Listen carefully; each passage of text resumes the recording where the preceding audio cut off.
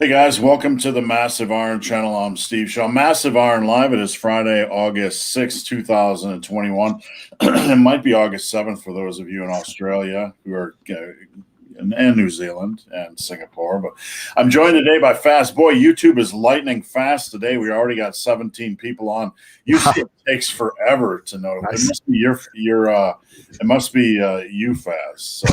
So we got some good response from having you on. 3 days grace. So the last one was fire. So I appreciate you joining us.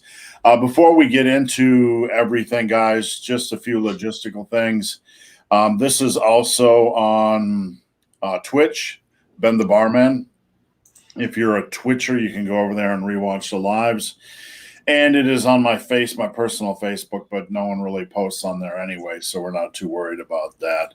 If we miss your questions, you guys can either head over to Instagram and slide into our DMs. I'm at Ben the Barman, and you are, sir. What's your Instagram? FAZLIFTS. I'm at FAZLIFTS, so yeah, feel free. No problem. I'll have my phone next to me. And if you guys are interested in coaching, Faz and I both offer coaching. And I'm not going to get mad if you sign up with him, and he's not going to get mad if you sign up with me. And if you don't like me after coaching with me, go to him. And if you don't like him after coaching with him, go to me. Right? Right. So, yeah, I mean, there are many other coaches that I trust, but I definitely trust Steve. So, yeah, definitely.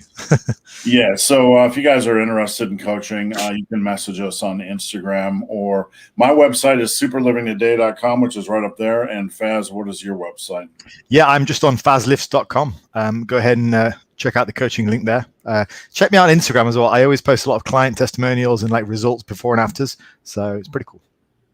I have been currently, when I first got into coaching, Faz, I was trying to, and we'll get into it. Let us know before I spiel, let us know where you guys are from, how you're doing. I know in Australia, they're going through hell right now with another lockdown, and I just hope things are well with you guys.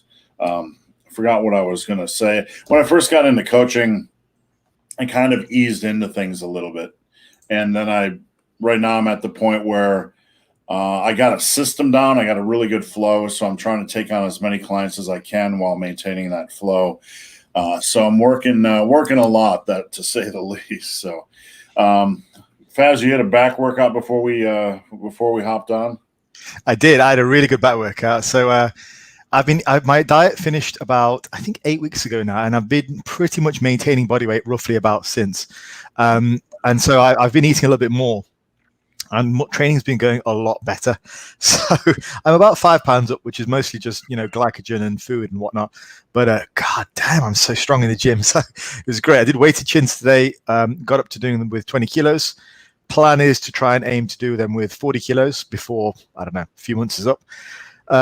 Got a really nice chest supported row in our gym. Also some more pull downs, some more rows, some curls. So it was a very good back day, and I'm feeling pretty pumped. The nice thing is when you add the food back in after a diet and your strength starts to go up, it just feels really exciting, doesn't it? You start to think about all these weights you can hit in the future. I love it. It's great. I still love it after all these years. Yeah, I'm kind of on the opposite train. I'm trying to build strength, build my strength back on a 2,400 calorie a day deficit. I don't, with my food volume, I have it pretty much nailed down to a science. So I never really feel hungry. I never go to bed hungry. I never feel hungry. My strength is going crazy right now. Every week it's up and up and up. I did 205 super fatigued on bench yesterday for 20 reps. Nice. It felt light. Like, when is it going? I'm feeling right now like, when is it going to feel heavy? Yeah. Yeah. Because I haven't done this sort of stuff in 2 years. I've lifted, but I really wasn't trying to push that strength up there. And you know what, Faz?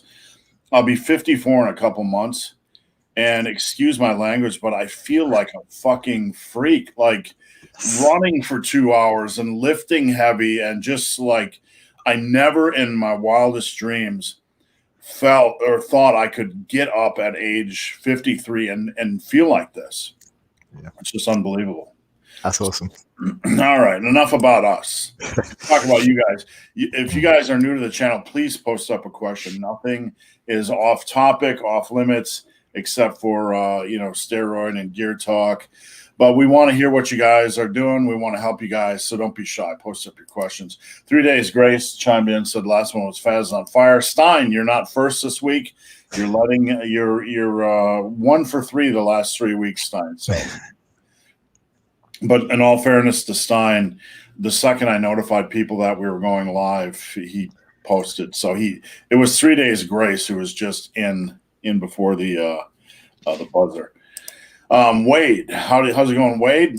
Matthew from Honolulu and Richard from Scotland. We got Sean from Italy. Hope things are well, Sean. And my funny bone hurts while doing tricep exercises. Advice?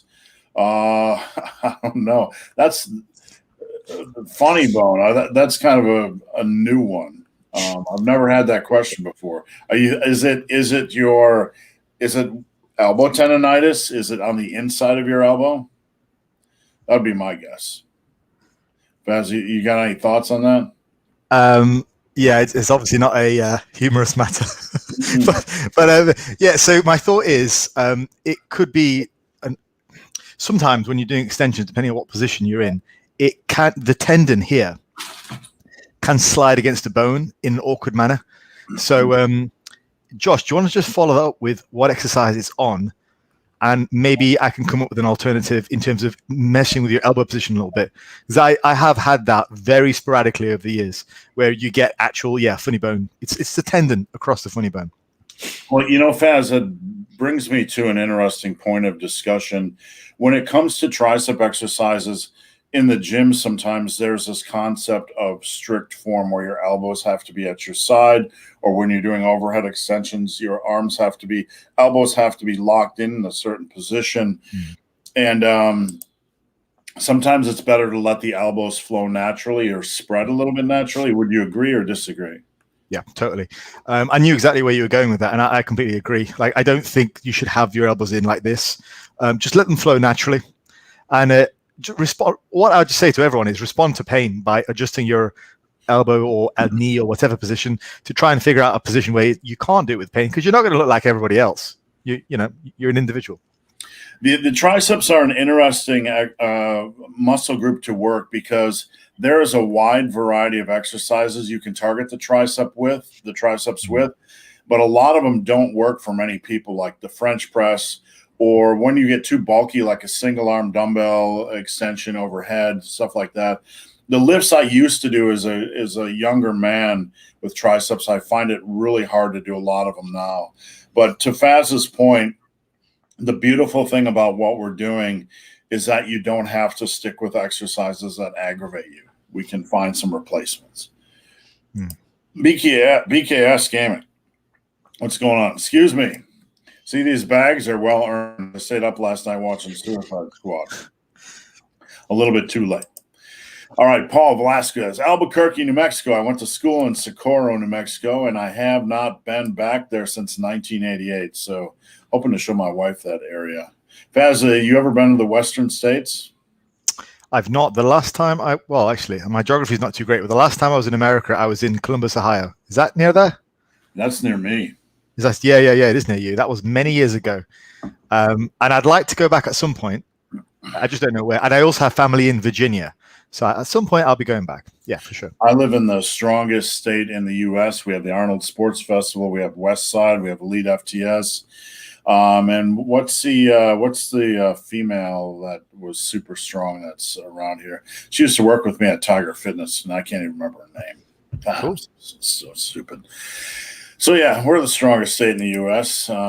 Josh, so glad I have Fridays off. Hey, we appreciate the company. Sincerely, doing YouTube is both exhilarating and terrorizing because you really enjoy helping people, but you have those rare weeks where no one's there. Like I hit 100 viewers 2 weeks in a row, but before that I was at like 60 and like, oh no, it's done. I'm over. It's time to retire. Yeah, I've considered doing a live, but I think for now I will probably just do a Q&A and collate a few questions, and I'm just happy being on Steve's for now. Yeah, we'll grow you, so when I'm ready to retire, you can we'll funnel everybody over here. How much do you think I could bench press if I flat dumbbell bench 110 for 12 reps? If you are dumbbell benching 110 for 12, you're going to be at probably at least 275, if not 315, in that area. What would you say, Faz? So we were always taught the 80% rule. So let's say a 140 bench, 80% is 112 divided by 250. Yeah. So Steve's spot on in terms of the calculations. 110. Yeah, I'd probably put you at about 3 plates, roughly there. They generally say it's 80%. 80% of the barbell is the collective weight for the dumbbell. I got that from Stuart McRoberts' guidelines from back in the day. I think pretty accurate. And we're assuming you're meaning 110s and not 55s. If it's 55s, I just, and it's assuming it's not kilos as well, because that would be a word. Insane. Yeah. If it is 55s, then you're probably, that would maybe 185. I don't know, somewhere around there. 195. Yeah, a lot less. Yeah, a lot less. But just go with the 80% rule. All right, Gamer Kyle. Thought I'd get that in fast. Both of you, free info and advice so far. Thank you for tuning in, Gamer Kyle. We appreciate it. And what do we got here? Lee Harris, afternoon chaps from the UK. How's it going? And Canada, Alberta opened and back to normal. Thank goodness. The Canadian clients I was working with thought it was never going to end. Right now, I think we only have Australia, which is complete military, rolling out the military. It's getting a little bit hairy over there. How to balance various sports activities while still trying to capitalize on lifting. I'm going to say, Faz, I find that a lot of this is mental. A lot of top-level athletes that are in their off-season train, using a multiple-prong system. They do strength training. They might do conditioning work, and then they do sports-specific training. So I think we need to kind of set aside the notion that you can't get benefits from lifting while you're training for a sport. Baseball is my favorite sport, Faz, and back in the day, before Mark McGuire, who was the big steroid guy, everybody kind of thought getting strong or lifting weights would make you too bulky to hit a baseball. Mm-hmm. But I don't know. A lot of this is just wise programming, trying not to fit in too much. Like one of my main issues, Faz, with running was I made up a random. The first time I ran for 2 hours, I'm like, shit, that wasn't that bad. I could do this every day. So I'm like, let's do this every day, 5 days a week for a year. So we did. And was it the right thing to do? No, it was pretty foolish. Right now, I only run 2 times a week, but I do a lot of elliptical work. Yeah. So balance. Anything to add, Faz?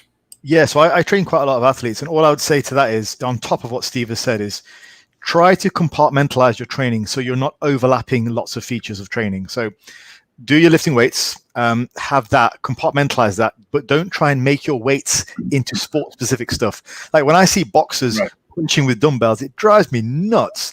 It's like you're doing the worst of both worlds there. If you're going to do lifting hard and heavy. If you're going to do, lifts to improve your aerobic capacity, do that hard and heavy. If you're going to do more high-intensity work, do that hard and heavy. Compartmentalize it. Don't try and make it into this big mishmash of everything combined together. So make sure you know what each of your components of your training is going to do, and then hone in on that. So, Faz, I've had this discussion many times over the years, and when I bring this up, I'm usually met with one or two voices that, for lack of saying it any other way, call me an idiot. But when I went off to college, Faz, I was weak. I had done some minor lifting. I was always into fitness. But I started doing all the heavy stuff, the barbells, the dumbbells, the body weights. We had very few machines. And after a year and a half, I came back home, and I was the fastest sprinter I could crush the living hell out of a baseball where I never had power before. I could grab the rim on in basketball. I could almost dunk. And this was from a very unathletic type of kid. So the point here being is when I talk about strength bases for sports, I try to get people to bring up their strength bases using barbells, dumbbells, body weight stuff, just general strength and not sports specific. Nice. And somebody's always like, that's not applicable, like say for wrestling. Like, man, when I came back after college, no one could beat me at wrestling because of my strength. Yeah. It wasn't my athleticism, so. I did 3 years of MMA through university, and I came into the sport. I didn't do much of that. I just did training, but I did it alongside my lifting weights. I was powerlifting at the time, and at the time I could bench 3 plates, squat 4, and deadlift 5. And for my equivalent proficiency at MMA, like beginner level, no one could touch me. And it was not because I was any good. Trust me, I was not very good at all. The coach could throw me around like whatever, right? But it's because how do you move somebody who's the same weight as you, and at the time I was 180 pounds, who deadlifts 5 plates, and you don't? Can't. All the skill in the world is not going to move that until you get to the advanced level. So, yeah, I just say get really strong, because somebody else will just shrug you off the ball or the field or the ring, whatever. So not to drag this question out forever, but Faz, you're familiar with Coach John Christie, no longer with us. Yes. John coached many people on 2 days a week type of training.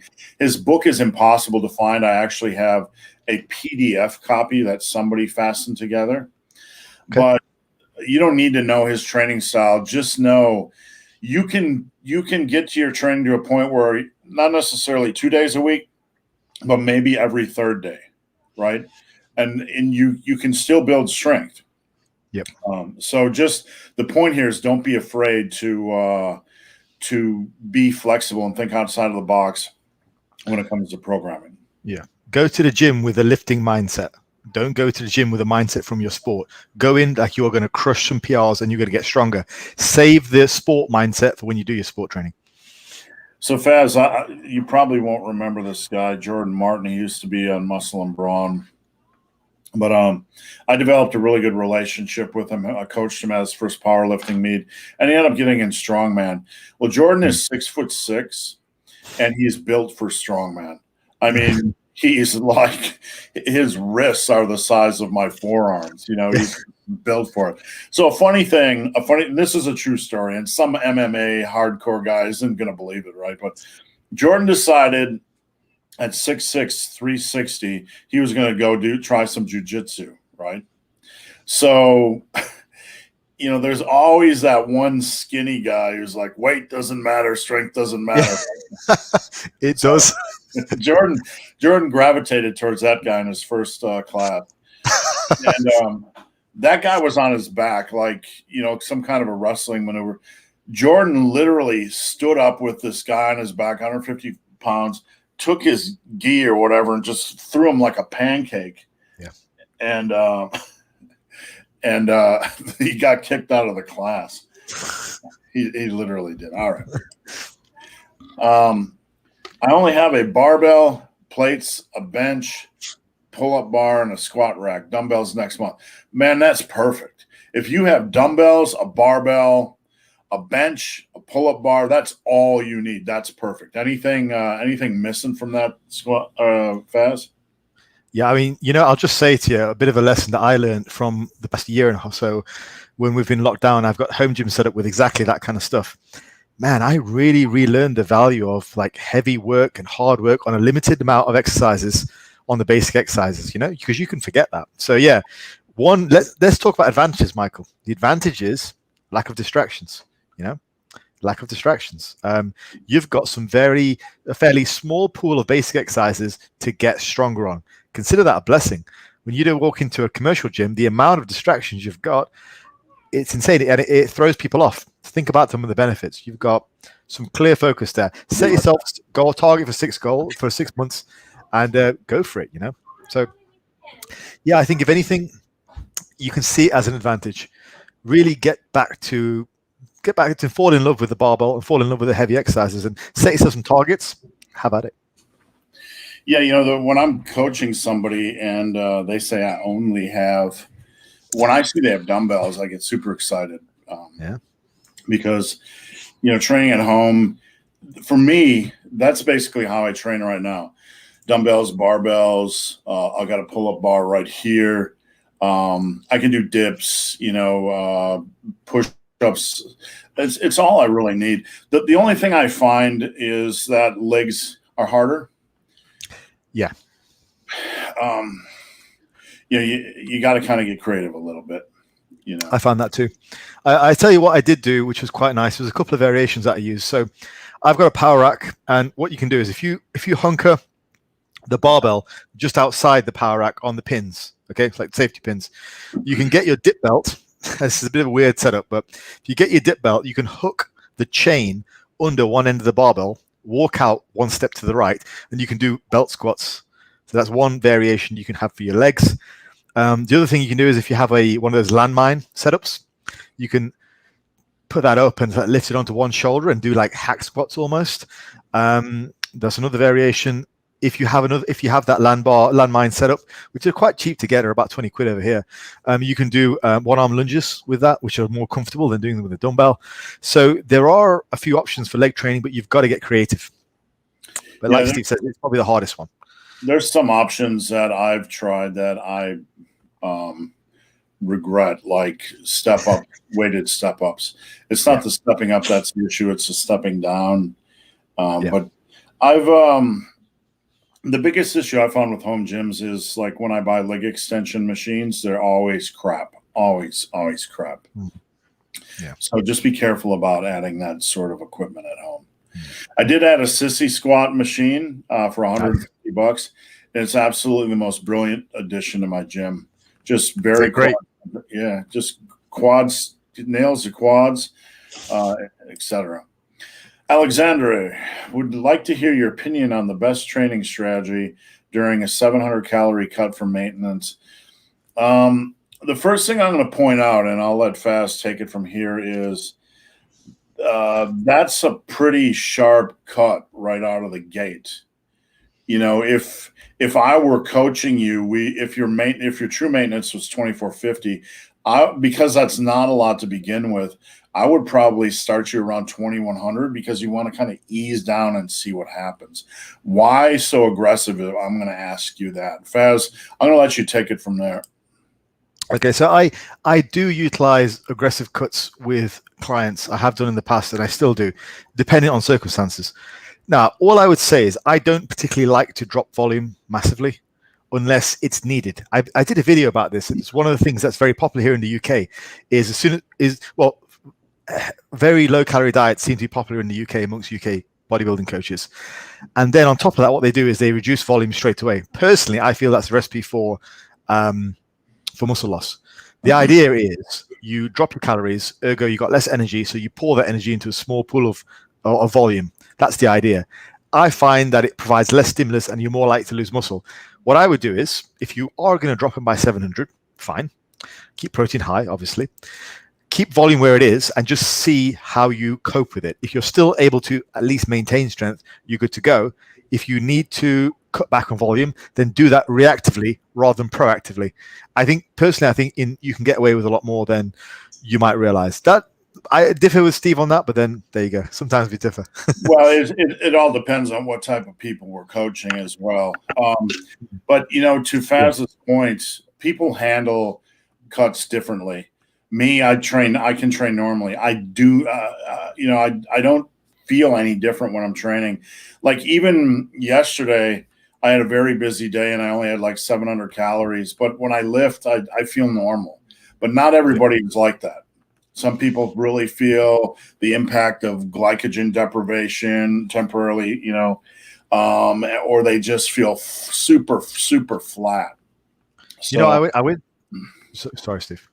Yeah, so it's highly individual. You kind of got to start with that same volume and make adjustments based off how you feel.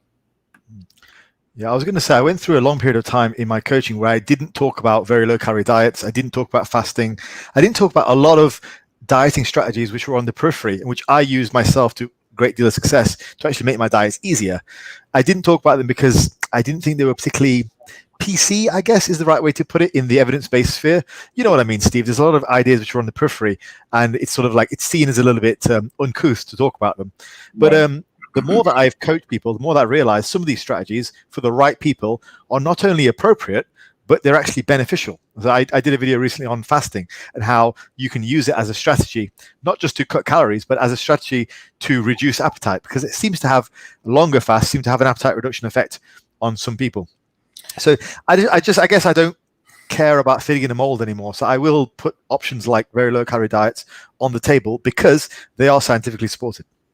The fasting thing, what I find personally, Faz, is, and this is something I try to encourage with clients, especially on the weekends. I eat very minimally. Myself, I eat very minimally before 5 o'clock on the weekends because I do not generally have my time filled the same way, and I have too much free time to think about food.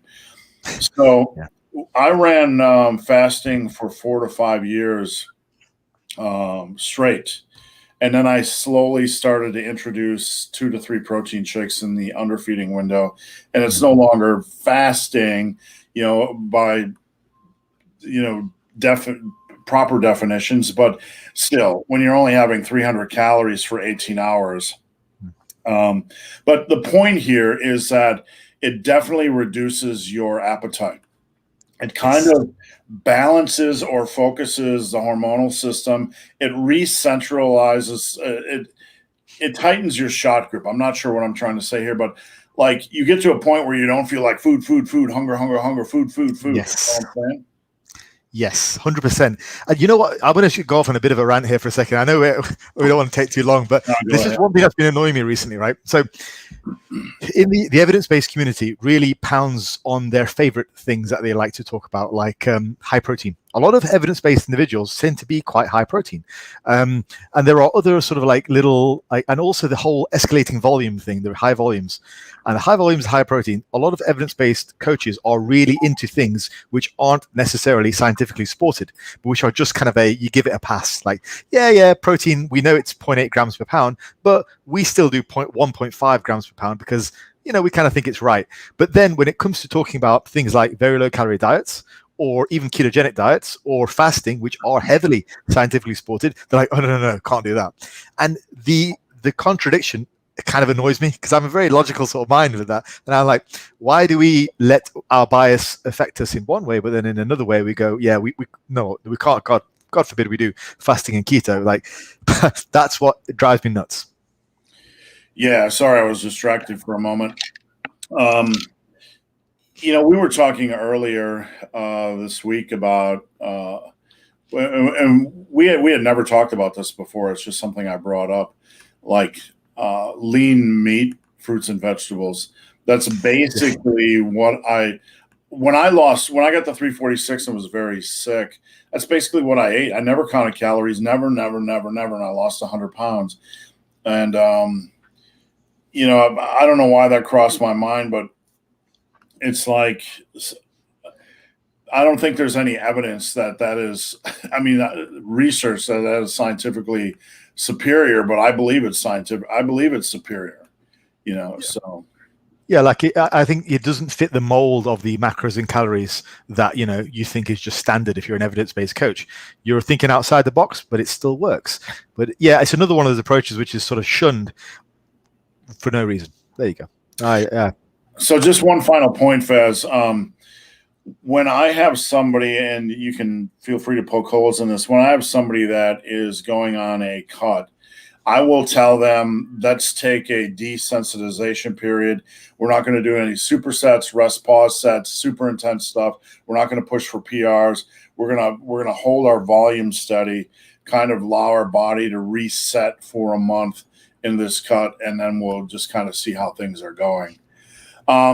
But that's just my philosophy, and we can split hairs over it. But the recent science, Faz, basically shows us that it's extremely difficult to lose muscle during a cut done properly. Mm-hmm. Yet so many people are so incredibly fearful. I mean, have you ever seen anybody cut and lose a ton of muscle mass? I think there's two circumstances which just don't apply to most people. One is if you're doing a ton of fasting, like real, 3 to 5 day fasts. And the second thing is if you're getting down to contest shape. But how many people are cutting doing those techniques? Like hardly anyone. So yeah, like Steve says, it's just not really something you've got to massively worry about. But what I will say is to Steve's original point, if that massive 700 calorie deficit is causing you to really lose performance day in, day out, right from the beginning, back off. That's when we might consider a drop in volume or increasing some calories back in. Yeah, Faz and I might disagree, or I wouldn't really call it a disagreement. It's just that I guess in the coaching world, inconsistency is the biggest, bugbear. It's, so what I typically do, and this is just my method for the first couple of weeks, is I put somebody on just a little bit of a change and see how well they stick to it. So I mean, I've gone both ways with that because again, I will do a video on this at some point on my channel. But the research behind very low calorie diets is actually really favorable now for long-term success, not just for short-term success. I will often go in with a really hard deficit right from the beginning with a new client, as long as we've discussed it and they know what to expect, but set them up with guidelines on how to do that because it works on the psychology. Like if they drop 10 to 20 pounds within, say, a month or 2 months, even though a lot of that is water, like you and I know a lot of it is water, glycogen, it's really motivating. And let's say you got a guy who's 50 to 60 pounds overweight, and I've had some guys lose 70 to 80 pounds under me. If they can drop a high amount of weight within the first month, it automatically makes the job seem a lot easier. You tell someone who's 100 pound overweight, okay, we're going to go ahead and take the nice slow route because the local bodybuilder says we need to lose a pound a week, then you're looking at 100 weeks. Now, if you can strip some of that off a lot faster, that's when it plays on the psychology of things. So yeah, I think that's where I might implement faster ones, and I have done in the past to some really good effects. And then you can slow it down a little bit later as the fat loss becomes harder. So guys, hang tough. We're going to get to everything, and we're going to kind of speed up in a second. We're only 30 minutes in. Faz, I want to ask you, I like to occasionally take a detour because it makes me think of specific cases. Have you ever come across, this is more prevalent with females, but I have had it happen with men where obviously when you're coaching, there are variables like people aren't tracking everything. People might, be underestimating portions, or people might be flat out ashamed of mistakes and not being honest. But have you ever come across, let's say, a woman, and she's in her mid-30s, she lifts, she does her cardio, her job is reasonably active, and she's at 800 calories and just can't lose to save her life. Have you ever come across cases like that? Yeah, I mean, I've talked about it on my channel a couple of times. There was one lass I worked with who said she was on 800 calories. And so we started working together, said she was at 800 calories. And then the first week she didn't lose any weight. And so we talked about it again. We talked through the week. And the next week she said she was on 800 calories again, and she actually gained weight. And I said to her, look, is there any way there could be any mistake here? Is there any way you could eat something and you didn't track it or whatever, or you just forgot about it? And she just sort of scoffed at me. It's like, what are you talking about, Faz? Of course I'd remember something if I ate it. And so I said, look, do me a favor. The third week, just take your phone out every time you eat something. Like every time you eat something, every time something goes in your mouth, take your phone out and log it. Don't wait till the end of the day. Just log it there and then. And it turned out she had reported an average of 2,400 calories by the end of the third week. And that week is when she maintained weight. Now, I think that she was actually eating even more than that, probably more like 3,000 calories a day. And that's why it was causing her to gain weight. And so I said to her, yeah, what do you think? And she's like, oh, she's terribly embarrassed. But it serves to illustrate the point that, yeah, I think for most people, tracking is the big issue. And I did a video on this on my channel actually as well. I think it was the first video where I actually got some dislikes and like unsubscribes because it seemed to hit a nerve with people that most of the time tracking is the problem. What do you think, Steve? Yeah, absolutely. Tracking is a problem. When I first started coaching, I'm weight loss clients. I made them take a photo of everything they ate. And over the last 2 years, some of my weight loss coaching methodologies have changed, but I've talked this over with my wife. I am going to be changing my weight loss coaching to have it be more strict and more regimented. And so we don't have to go through things like this. Like, if you want to be coached, we're going to take a picture of everything, no exceptions. So we don't have to troubleshoot things like this, because because of this reason, tracking, I get people all the time. Like, I had somebody yesterday, excuse me, who said, I can't track this food because it doesn't scan in MyFitnessPal. So I took the name of the food and I searched in MyFitnessPal and then sent them a screenshot of 17 lists, of the food and the calories. I'm not making fun of this individual, but people don't always have the same skill level and knowledge base that we do. So it's our job to make sure nothing's falling through the cracks. Absolutely. Yeah. So, if you're going to look at fat loss coaching, you probably want somebody that's going to be a little bit more in tune with the details than not. Bree, what's going on? Bree in Mongolia.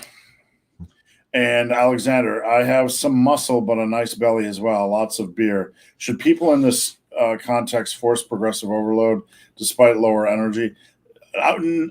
You don't force progressive overload. Forcing progressive overload is like, okay, I'm on linear progression. I have to add 5 pounds next week. You should not do programs like that. Not all fat loss cases are the same. If you have a little bit of strength, not a lot of strength, there's a chance you're going to gain strength during a cut. And this isn't a general statement for all exercises.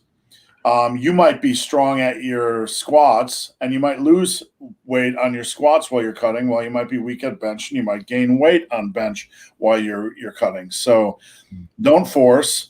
Use a smart program. If the reps are there, take them. Yes. I would not leave anything on the table. What's going on, Brips? And we got somebody from Twitch. Thanks for tuning in. Cool. I was just going to ask if you're both lifetime naturals. This sort of stuff isn't anything we entertain on this channel. Look, I've been in this industry for 35 years, and I'm not a steroid abuser. Okay, but in the 35 years, every now and then you're like, hey, what is this pro hormone, right? And you might try something for 2 weeks, but this is probably going to send people through the roof, like, oh my God, he just admitted he's not natural. Like, come on, I've been doing this shit for 35 years. Occasionally, like, what was that stuff that Mark McGuire took back? And I'm not sure if you're even connected with that, Faz. Yeah, they had that whole androstenio. You know what I mean? Yeah, there's all those Ione or whatever it was. Yeah, yeah, Andrew. Like, I got a vial. I didn't know what the hell it was. I was just an ignorant kid, and I think I ran it for like a week. So I don't know. I mean, back then, if you had protein powder, it was probably laced with D-ball. So I don't know. I mean, anyway. Brips, is it okay to have multiple whey protein shakes a day? Yeah, it's okay. I mean, some people have hard time getting in the protein level. I do a couple some days, so just to kind of make sure. And you know what? It's a good way of getting in my calories. I find like things like this, which I'm having in my coffee, they take the hunger away for a couple hours, and it's only 100. Literally had one just now. So it's funny, actually. It points back to something that Steve was talking about earlier. But they've done research on this, and in some research studies, they've actually used protein shakes or meal replacement shakes, and they've monitored appetite, and appetite has gone down. I don't recommend doing that in a vacuum, but it's the argument that you should always sort of drink your calories. It's not always black and white. Like, there are exceptions to that. And Brips, if you find that just taking your whey shakes fits your day and it fits your lifestyle, then go at it. I think I would caution this view that whey shakes are just bad all the time, or they're bad for appetite or whatever. But yeah, the research doesn't support that. I have, this year I've moved from whey shakes to these prepackaged protein drinks. And, look, I don't eat a lot of heavily processed foods. And do they have a couple different ingredients in there that kind of make me a little bit twitchy? Sure. But, am I tired of protein shakers and forgetting the protein shaker and having that forgotten protein shaker stank in my car, or just having to deal with protein shakers? Yeah. I just want to pop a top and have some protein and move on with my life. So no hate for any dudes that like protein powder. Leaning forward, leaning back feels weak on squats on the last few reps of my set. Tips on strength. Leaning forward, leaning. So if you get a little bit of forward lean or a little bit of back lean. All right, I'll let you lead with this one, Faz. So I just want to say that's not a lower back issue. Okay, if you're leaning forward and your lower back is taking over, that is not a lower back weakness issue. That's actually a lower back is relatively too strong issue, because when your body gets tired, it brings into play its strongest body parts to complete the movement. The body is a highly efficient machine. So if you are leaning forward and your lower back is coming into play more on squats, that means your quads aren't coming into play as much. That is actually a quad weakness. And that means you need to put some more time into building up your quads. That'll happen less. But in terms of strengthening, I wouldn't do that. And it's not going to help you stay upright. What I would do is cut the set when your form goes, because all you're doing, if you carry on squatting more forward than you want to squat, you're just reinforcing poor movement patterns. So I would go until form failure and then hop on a leg press or something like that. But that is definitely not a lower back weakness. That is a quad or something else weakness, but it's not a lower back weakness. It's actually lower back strength. When I die, my tombstone will say, stop a set when you feel like your form is going to break down on the next rep. I've literally said that 10,000 times in my life and written it probably another 10,000. That's form failure. Live to fight another day, safe quality progression. I will add to what Faz said, because just when you see so many squat reps, forward lean, there's a couple things that can also contribute to that technique wise.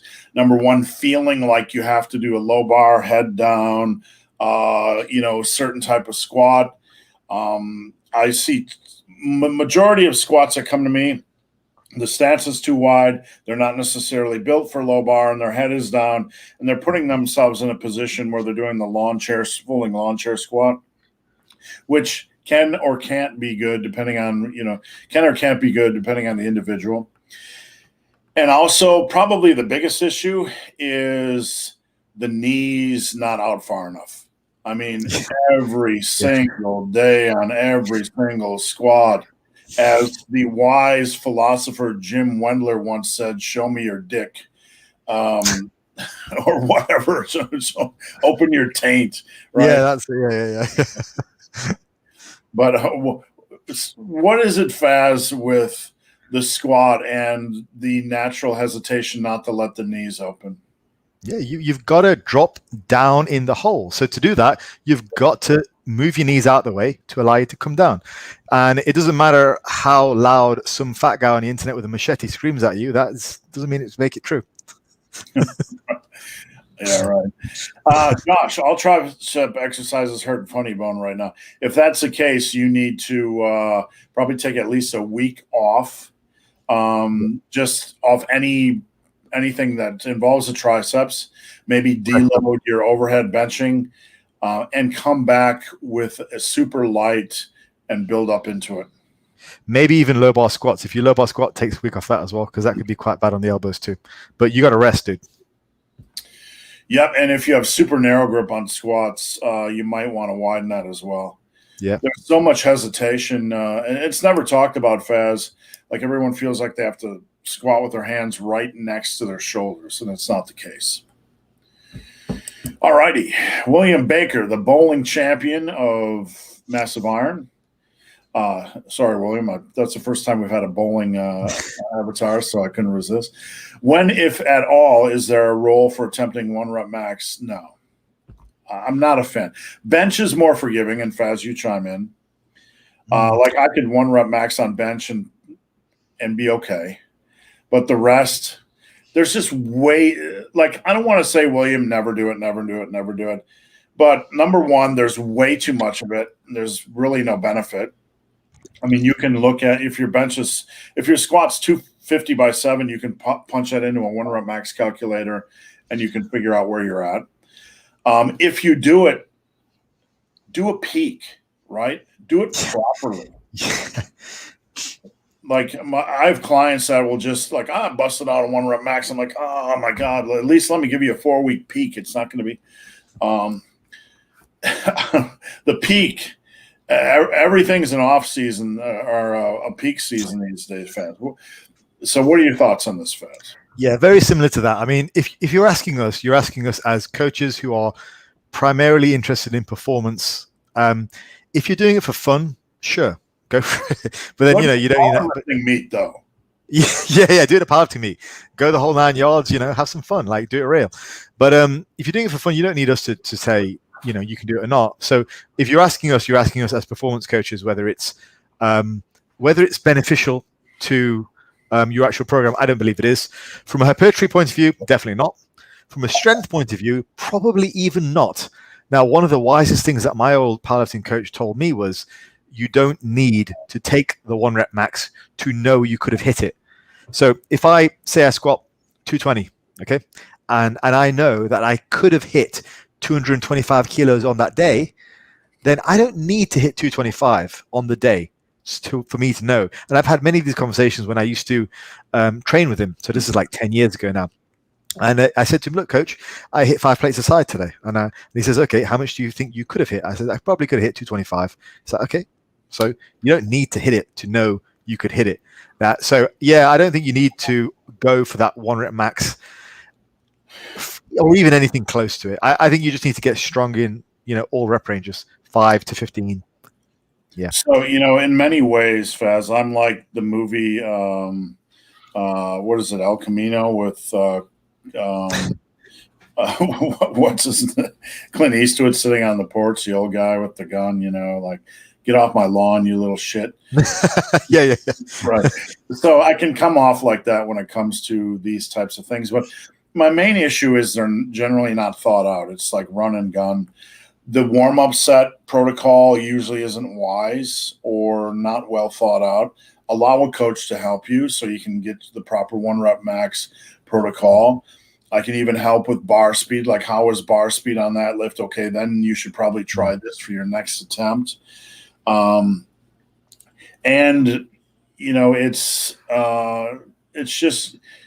It's just so random and not thought out. That's my main issue with it. If you're going to do it, just invest a little bit of time planning it out so you can come in a little bit fresh and do it with minimizing potential injuries. All right, Josh, close grip bench, try push down skull crushers. In that case, Josh, you've got to rest everything. Rest everything. Yeah, those are basically very different types of movements, and I would definitely rest. Yeah. Grandpa X, as I rehab a below knee amputation and walk again, it is nice to find channels like this. Thanks for pointing out some silliness online, but most important, thanks for reminding us there are no excuses. And thank you, Grandpa, thank you for not allowing that to limit you. That's life. We have a deck of cards. The cards are put in play, and we have to do with them what we have to do with them. As I was talking with my wife about this point this week, and that I had somebody message me and they're like, this hurts, that hurts, this hurts, that hurts after a week of lifting. And there are some people very hypersensitive to tweaks and twerks and minor things where I'm sitting there thinking, I can't feel my pinky in my left hand. I strained my traps, just minor on deadlifts. My left knee and my left hip are slightly inflamed from running. Like, I'm not making fun of people, but these minor injuries sometimes that people, and this isn't Grandpa X's situation, the minor injuries sometimes that people go through, for some people, it's like they inflate it, and for some people, they don't even see it. Yeah. So I don't know. I don't know what I'm saying. Yeah, no, I think it's just a good follow-up from the previous poster, Grandpa X. I mean, he posts something like that and he's still cranking it. He's still smashing it. Under those circumstances, it really puts into play what a lot of us feel on a day-to-day basis. And, some of us might just need to nut up a little bit when you see messages like that, which are very inspirational. Yeah, we're going to have some minor, war wounds. We're doing something physical. And you got to be wise about them. But you also can't inflate something the size of a balloon into something the size of a blimp. All right. Ryan, found a gym on vacation and took your advice, enjoying vacation without stressing. Good. I'm glad to hear it. People ask me all the time, Faz, what do I do on a vacation? I say, drink a lot and have fun. It's vacation. Yep. Take a break. Take a break from your lifting. That doesn't mean you need to self-abuse, but I'll ask you this, Faz.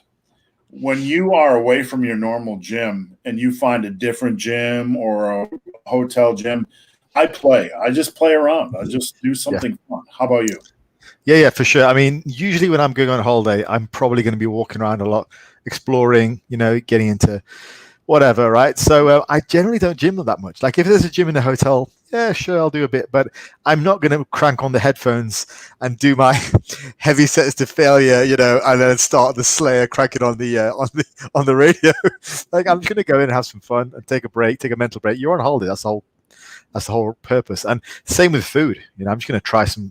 I'm actually going away for a week on Sunday, and I'm planning on not doing any training. I'm going to train real hard up to then, and just go and have some fun. That's the point. You're on holiday.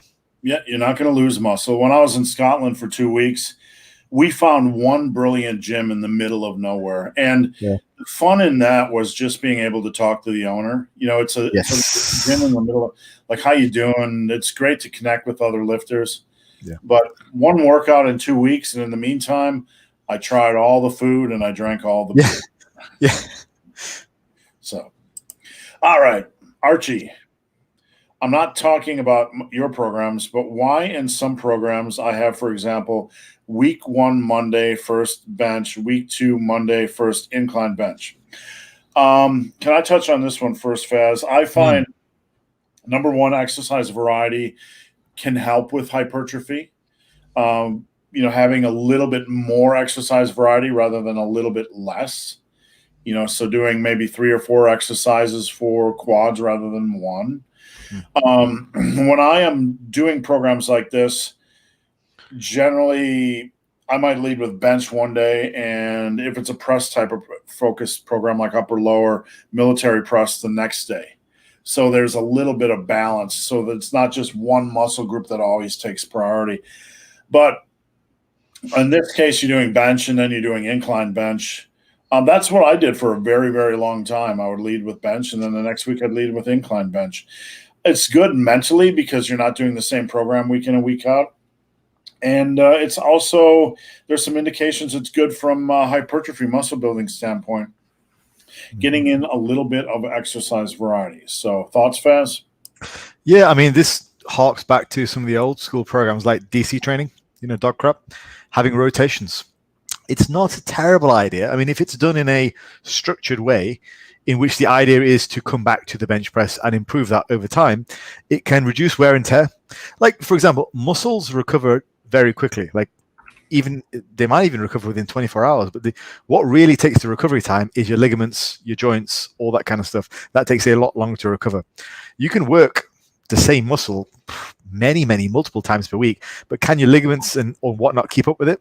That's where it starts to get difficult. So having a slightly different loading pattern means you can still work that muscle group often while stressing the joints and the ligaments out in a different way, which can lead to better hypertrophy because you're able to work harder over the course of many weeks with less tendon stress. So it's a good way of doing things. I mean, changing it week by week, 1 week to week 2, is a very advanced strategy. But let's say you've got, I don't know, a routine over 3 days. You're training a muscle group twice a week.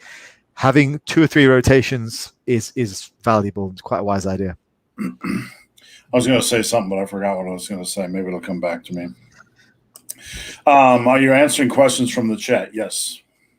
We absolutely 100% are. I love this question. Hey guys, who are your – and we encourage off-topic discussions, so you guys feel free to fire them off.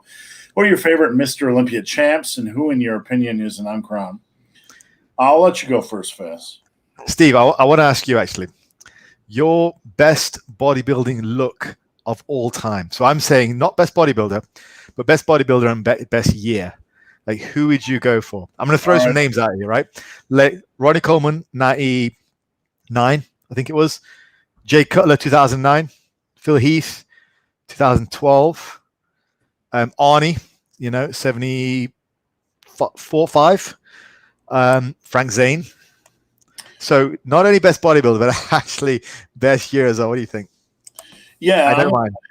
I'm gonna before we move on. My wife's coming in. She tried to come in before, but we were in the middle of a deep conversation. I told her to kick rocks.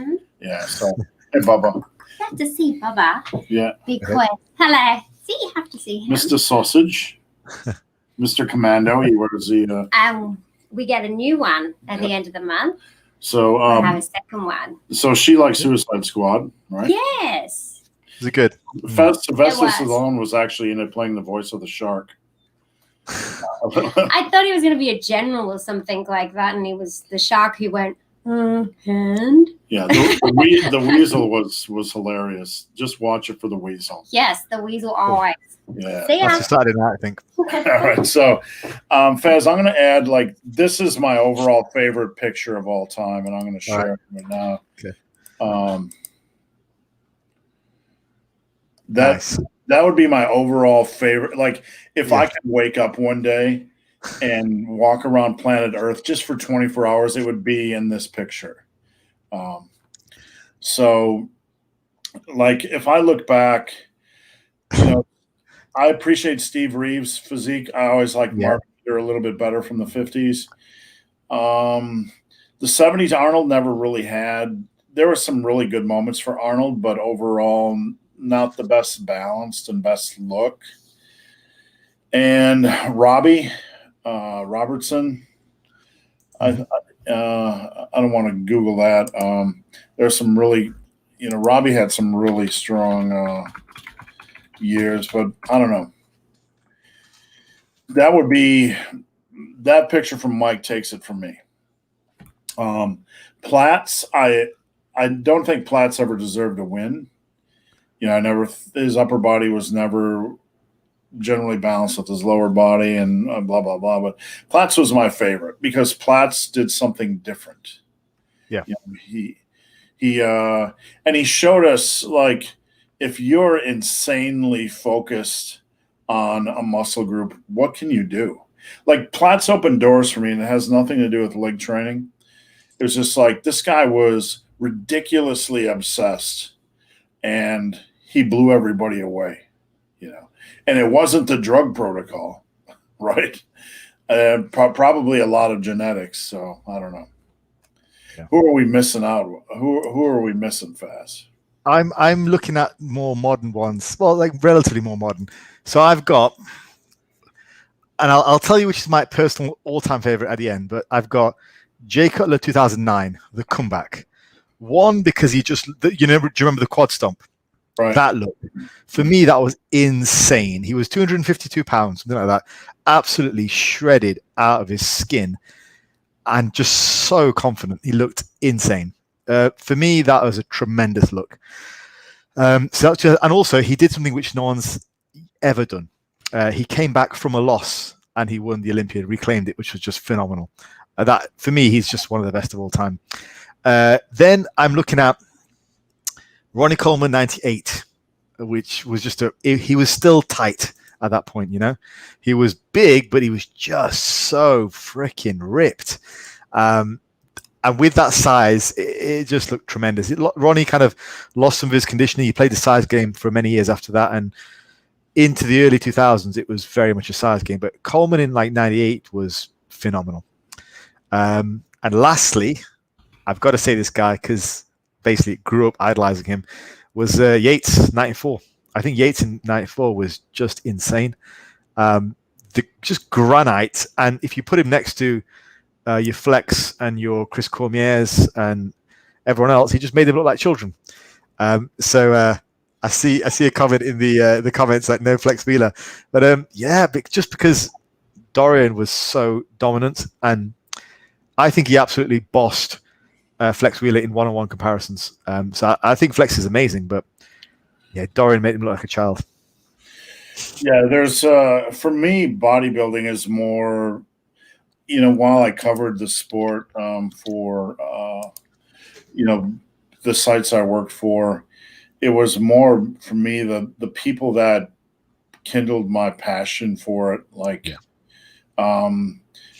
Dorian Yates. I always connected with those types of workouts, the work ethic and the crappy, nothing spectacular gym. Yeah. Tom, just for opening doors, Arnold will always be the champ. But for me, Faz, when I look back, I had the Weider Encyclopedia of Bodybuilding. It was this black and white book in the mid 80s, and all the pictures were in black and white, and it had all the cast and all the ensemble.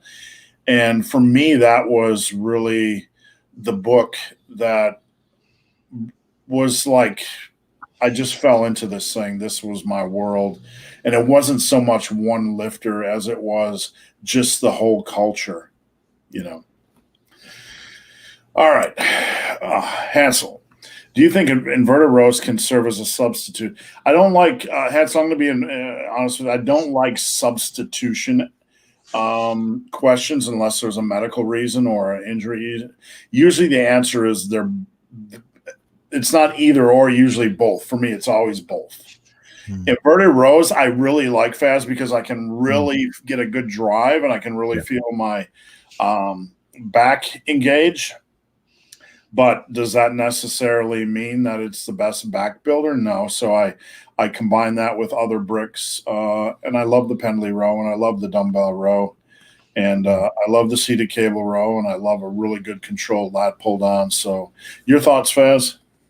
Yeah, with back training, I quite like chest supported movements. So I do a lot of deadlifting, so I don't always program in quite as many sort of rows and dumbbell rows and things as Steve does.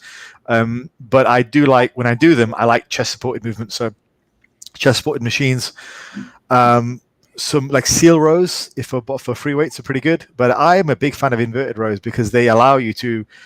Well, they're a bit like being chest supported in the way because you're pulling up against the bar, but you can't really cheat them that much. So I'm a big fan of those. I probably, again, but like Steve said, it's all variations. But I will say inverted rows are a very, very good variation. And in some places, I might actually prefer them over barbell rows and pendlay rows. My only issue is how much can you load them? You're going to reach a ceiling at some point. Yeah, you have to really do the backpack or weighted vest, and that's quite weighted vest is in business we should probably get into because it's just so expensive. But a backpack you can just put on your chest or strap in on your back, and it's a little bit easier. And you can toss all those cans of cranberries or peas that you've never eaten from the cupboard in there and add a little bit of resistance. Aaron, are professional bodybuilders allowed to have tattoos? Bodybuilders can do whatever they want, really. On stage, though, you do not, correct me if I'm wrong, Faz, you really don't want it. You don't want your earrings or your whatever. You're not going to be wearing necklaces. You really don't want that stuff to interfere with your physique. Distract. Yeah. That's the main thing. You don't want it to be a distraction. Now, tattoos, in general, though, once you're tanned up and covered up, they're not going to make that much of a difference. But you don't want anything too obvious. Like Steve mentioned, earrings and so on. That's a big no-no. That is really going to distract. Even little things like when you're doing a double bicep like that, you want to have your thumb in between, so like this, okay, rather than having your thumb out like this or like that, because like some people do, because it's distracting. There are little details you've got to work around. It's like when Sean Ray shaved his head back in the day. That was a better look for him, and same with Kevin Leveroni. It was a better look. So you've got to try and do everything to maximize your physique on the day, and showcase that rather than distract people with other things. All right, Derek, rep goal versus reverse pyramid. It's, there's a time and place for everything. Once I get a lifter past the break-in period, the first 4 to 5 months, then we might start focusing on training them to take sets safely closer to failure. And that's when, the rep goal can be more put into play. But as you get stronger, you really need different progression approaches, maybe 1 set per exercise closer to failure, getting in some volume, that sort of thing. So as long as you have a progression approach, you're in my friend club. Yeah. So Gregors, when do you decide to progress in weight increments rather than adding an extra rep? Gregors, the way it goes is add reps, add weight, reps drop, add reps, as weight, reps drop. So they're all part of the same mechanism. Anything to add to that, Faz? Just a quick one about individual exercises. The ceiling at which you start to add weight will be different for different exercises. There are some exercises which don't really respond to the average range, like chins, for example. I tend to do chins in 6 to 8 range. Most of the things I'll do them in like 8 to 10.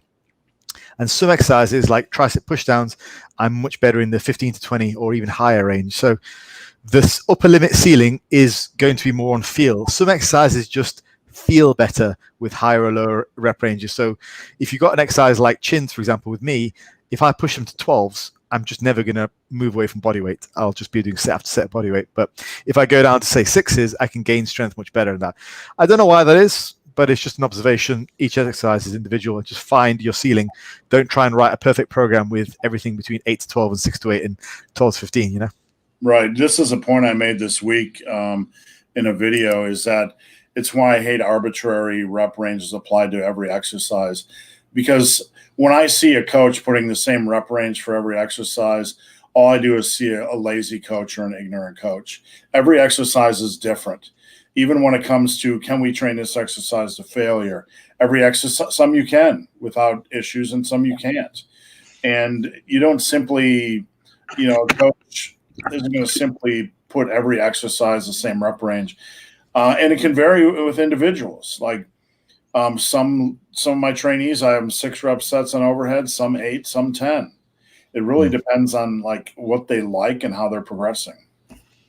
I think if you just have your eye on getting stronger over time, you'll figure this stuff out, because some rep ranges, there'll be a hard cutoff and you go, oh, above that, I just feel terrible and I lose strength and lose power. You'll just, with experience, just trust yourself. You'll find it. Yeah, here's the bottom line. At the top of the mountain is Valhalla, right? And how you get to the top of the mountain doesn't matter. But once you get there, you are a legend. So just get there. All right, or something like that. All right. I just got Faz's private message a little bit too late. My question was missed. I don't think we saw it. I asked, how do you recommend warming up working sets? I'm a novice.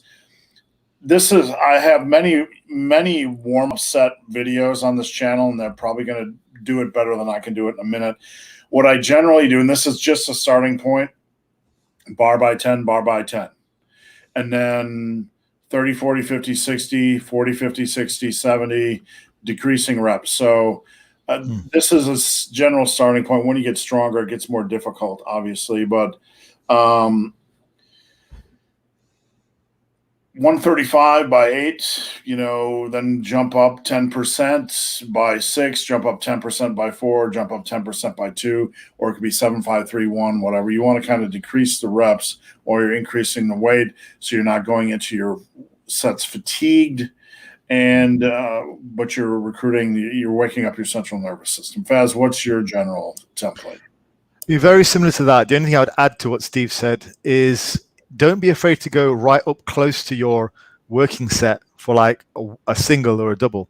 So like today, for example, on the machine row, I had 3 plates aside on, and my last warm-up set was literally 3 plates aside for a single rep. And then I rested a couple of minutes and I went at it. So I like to be ready. My CNS has got to be ready. I've got to be in the zone. I want to fully know I am ready to, my muscles need to be awake and I need to know that I'm ready to go. So don't be afraid to go right up there. As a novice lifter, you're not going to be massively strong anyway. So, you know, you want to just be ready. It'll take some trial and error. I mean, maybe make an experiment of it, Gamer Kyle. Maybe over the next month in your workouts, take some warm-ups which are closer to your working sets or maybe at your working sets and take some which are further away and see what feels better. And then you know for yourself and write it down, write it down so you don't forget. It's very easy to forget these things. And that's probably the easiest way or the most accurate way to find out what works for you. All right, who's your favorite player on the Brewers? Wow, who's my favorite player on the Brewers? That's a tough question. You know, I watch baseball, Faz, and the Brewers are my hometown team. I really don't have a favorite. I'm just enjoying the spirit of the team right now, a team that's able to win, and somebody's always picking up the slack on a given day. Hello, guys. Doing a deload next week as I'm feeling beat up, 20 to 30% weight drop or similar weight.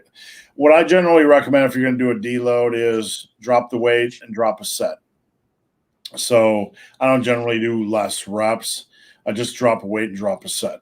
You know, there's no right or wrong, really. But that's kind of how I do it. Do you have a structure, Faz?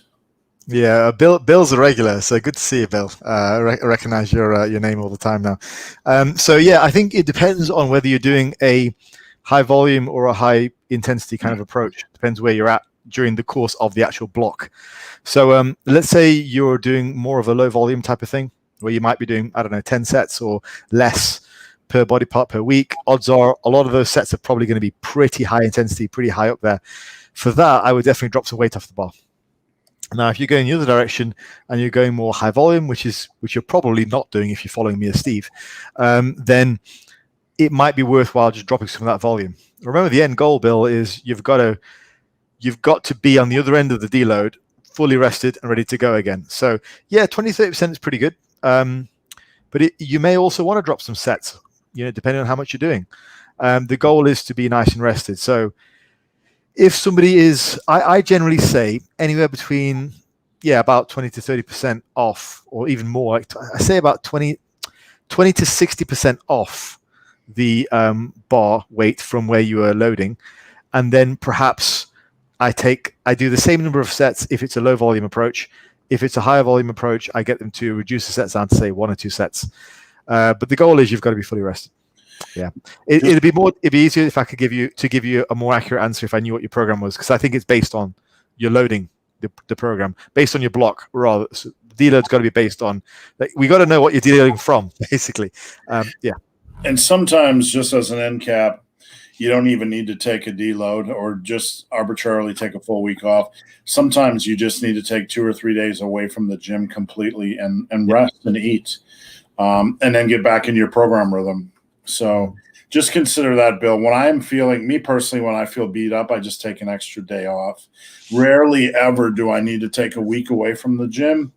And I'm not saying if you have to, you're a bad person. You need to sit in the corner of shame. But just know that you can sometimes just take time off from the gym a couple days and get back and you're ready to roll. All right, I started lifting purely for baseball to get more power and speed. That's one of the things I'm going to be getting into next year is as I get closer to retirement, I'm going to get into more sports training locally for athletes, specifically baseball.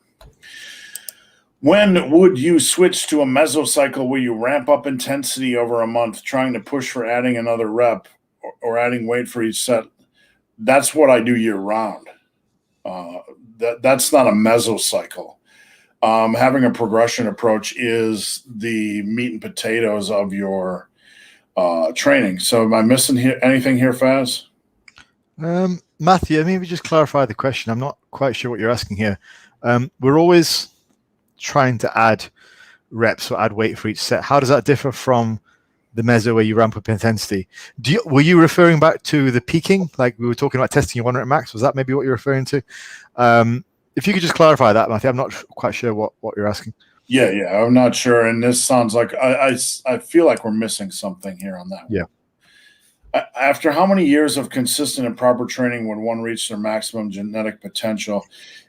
Well, if I took somebody out of the gate and I could chain him in the dungeon and make him work out and eat and control everything, there's a good chance in 5 to 6 years they'd be about as far as they ever need to go. But life isn't like that. You pick up injuries, you meet the girl of your dreams, you have job stress, all that kind of stuff. So It really, really depends.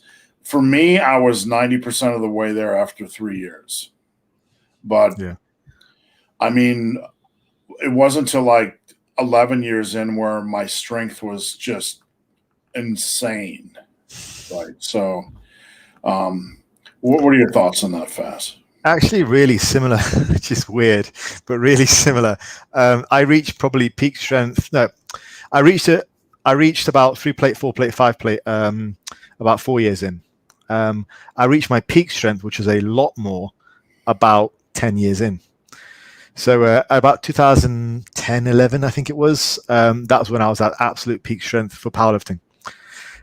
So yeah, I mean, it can take a while, but then in terms of I'm not sure there is a maximum genetic potential. If we want to get really finicky about it, like Steve said, 90% of the way there, that's kind of what you're looking at. If you get to the point where you look like you lift within 3 to 4 years, I think you're pretty good.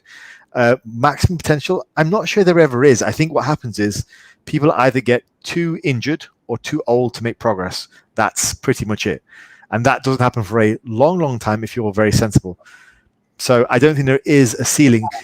Just speaking logically, it doesn't make sense for there to be a ceiling. Your body can always adapt.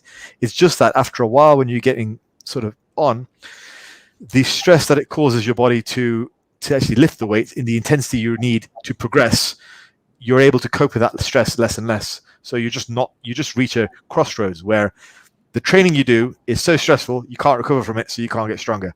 I don't think there is an actual limit. And then also practically people get injured, lose interest, all that stuff.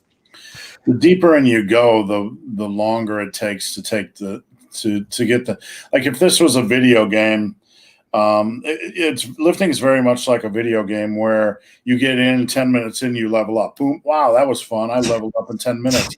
And then you play and like the next one was an hour to level up. You're like, well, that was a little bit longer.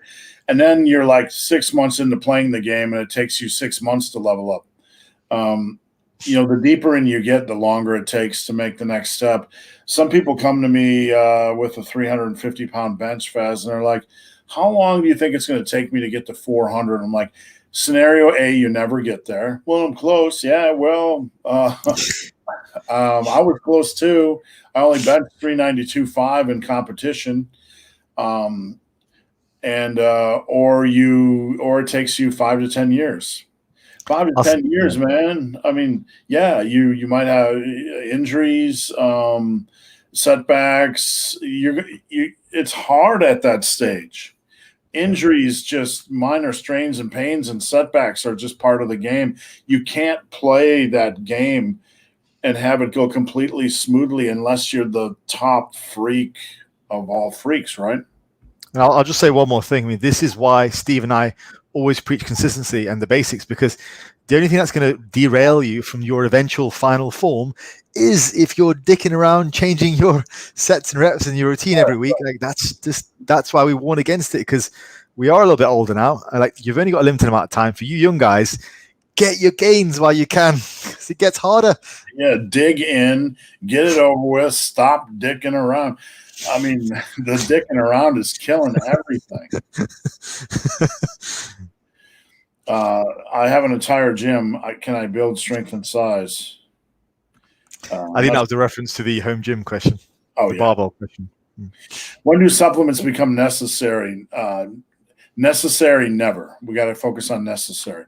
That doesn't mean they can't have value. Like, if anybody wants a good starting point on supplements, head over to examine.com. You can check out some really good current meta-analyses. There are some things that are just good for the body. Yeah. So, I mean, if you have a nutritional deficiency, let's say you're a vegan and you're not getting as much creatine in, you might want to supplement with that. I do D3, B12, creatine. Yep. And I even have a joint supplement that Yeah. I absolutely love, and my wife loves. And she's been taking for 2 years as a runner, and she can literally tell the difference. So whether that's placebo or whether that's not, we're going to run with it. I have a belly man. Want to get it out? Do you have a belly man? Like, is that your friend, Mr. Belly Man, or you want to get rid of your man belly, your man baby, lose fat? Hire one of us. Yeah, hire one of us. Woodulus from Scotland. Thank you, sir. Heavy cream for the win. One of the game changers here, Faz, is if you take your lame whey protein shake and put an ounce of heavy cream in it, it'll change your life. Ah, okay. Didn't know that. Yeah, it'll make it taste like something spectacular. Okay. And that's my go-to for the hard gainer can't get enough calories. Add a little bit of heavy cream into your shakes. Thank you later. Cool. I can lift pretty decent weight for side laterals. That's more than I can do. But I'm a little bit concerned with the 6-rep sets and dumbbell curls, but I'm not gaining size. Well, that's one exercise. Doesn't tell me much. Laterals are a slow progression rate, and they'll come to a dead end. At some point, they'll just dead end. So what I want to know is your overhead press strength on your dumbbells and your barbells. And what I want to know is your row strength on your major rows. Anything to add to that, Faz? Yeah. What are you benching? What are you dipping? What are you overhead pressing? What are you upright rowing? What are you rowing? What are you chinning? Like, these are the important exercises where you should be concerned about strength. You're concerned about strength in finesse exercises. I had this thought today, Steve, while I was in the gym. We've talked quite a few times about side laterals. You're only ever really going to get so strong on side laterals, right? Until a certain hard ceiling. Now, how much should we really be chasing progression? How useful are they? Like, if you're in a building phase where you're like Shashank and you want to build some muscle mass up, they're a nice extra. They're a bell on top of the Christmas tree. But surely the majority of our effort should be on lifts where we can load. Like heavy overhead presses, heavy chest presses, heavy back exercises and leg exercises and back exercises. Surely that should be the priority. Like, the whole idea of like, I'm going to load side laterals, it just doesn't work that well, and if you're trying to actually gain muscle and bulk, I'd be very curious as to why you're placing so much emphasis on such finesse exercises. I'm not even sure they're not necessary, frankly. Yeah, there's only the cases where I like to work them in, and is a case of pragmatism where we can't do 72 compound movements. We're going to beat the living crap out of your body. We're going to use this as a 1% at the end. But when it comes right down to it, and this goes through my head as well. If I'm in a commercial gym each week, I'm going to be doing a dumbbell exercise for overheads, a barbell exercise for overheads, and then I'm going to go straight to a machine shoulder press, because then I can get some progression as well. And from there, in a perfect world, if I'm going to do a side lateral raise at the end of that thing, I'd probably prefer to do like a run the rack. That's not always, you can't do that at home. Or what I would do for my clients is 40s, where we would do 40 rest pause reps on side laterals, where you'd get out of the gym with a little bit of pump work and a little bit of, a little bit extra stress. But Shashank, let me ask you a question. What do you think your shoulders would look like if you could overhead press or seated press 100 kilos for a set of 8? Right. I have always really worked my shoulders hard, and my shoulders are one of my strong points. And because of it on the internet, it's the steroids. Right? You can't have traps or shoulders without being a drug abuser, right? But I'm one of these guys that is just obsessed about shoulder strength and shoulder work, and it paid off. So I'll just leave it at that. Week 1, Monday, first exercise bench. Week 2, we already I think we covered that. Yeah. that one. Sorry. What's your opinion on intra-workout? Is it worth it? I'll let you lead, Faz. I got some opinions on that, but I'll let you go ahead. I did it for a while. I did. And I found I did it for a while, but it was in a very specific circumstance. I was coming out of a bodybuilding show and I was very lean. And I found it helped me to keep my energy up during the course of the session because I was just burning through carbs super fast. I don't do it anymore. And I probably won't either. I like a bit of caffeine before workouts, but yeah, I don't know. I found whether it was placebo or not, but I found I was like 8%, 10% body fat coming out of this bodybuilding show. And I just kept hitting a wall. And these workouts were really intense. So that's when I found it quite useful. I had something like, I think it was 50 grams of carbs and about 30 grams of protein in the intra workout. So I just put it together myself. That's the one circumstance, but that's a very unusual circumstance. I'm not sure it applies to everyone. Yeah, one thing I learned from running is the term bonking. They like to use the term bonking, and it's not sex, so don't get excited, everybody. But when you're doing exercise for a long period of time, you can bonk where you're just feeling fine, and then all of a sudden you're flat, you have no energy, everything. You feel like a dead battery. So if you are someone that has to do longer workouts, like full body, or you like to do longer workouts because you get limited number of days in the gym, there can be some benefit to taking in some carbs 15 to 20 minutes in. You don't wait until you bonk to take them in. One of the things that I keep in my little stash are the honey stingers. Yeah. And they have 160 calories. We take these running, and when we run, we actually eat every hour while we're running to help prevent bonking. So if you're going to have a long session or it's super hot or, whatever, there could be some benefit to doing something like that. But beyond that, I've never really taken intra-workout supplementation. Mostly I just focus on water. Yeah. And if I am programming it in, that's what I do. It's sweets, because you may as well. It tastes nice. Yeah, the honey stingers, they're down in like 10 seconds, so you don't have to mess around. Yeah. One thing I'll say is, one thing people never talk about, Faz, is proper hydration around your workout. Make sure you go in your workout hydrated, not super hydrated, but an hour to hour and a half before my workout, I make sure I am hydrated. And I make sure that my electrolyte intake has been reasonable for the day. Yes. I was just about to point that out, and I know Steve knows it, but salt intake, electrolytes in general, is so important. It's not just about water. You've got to get your sodium in there as well. Yeah, so keep an eye on that. Bill Monte, most people who feel skinny when cutting probably just aren't as jacked as they thought.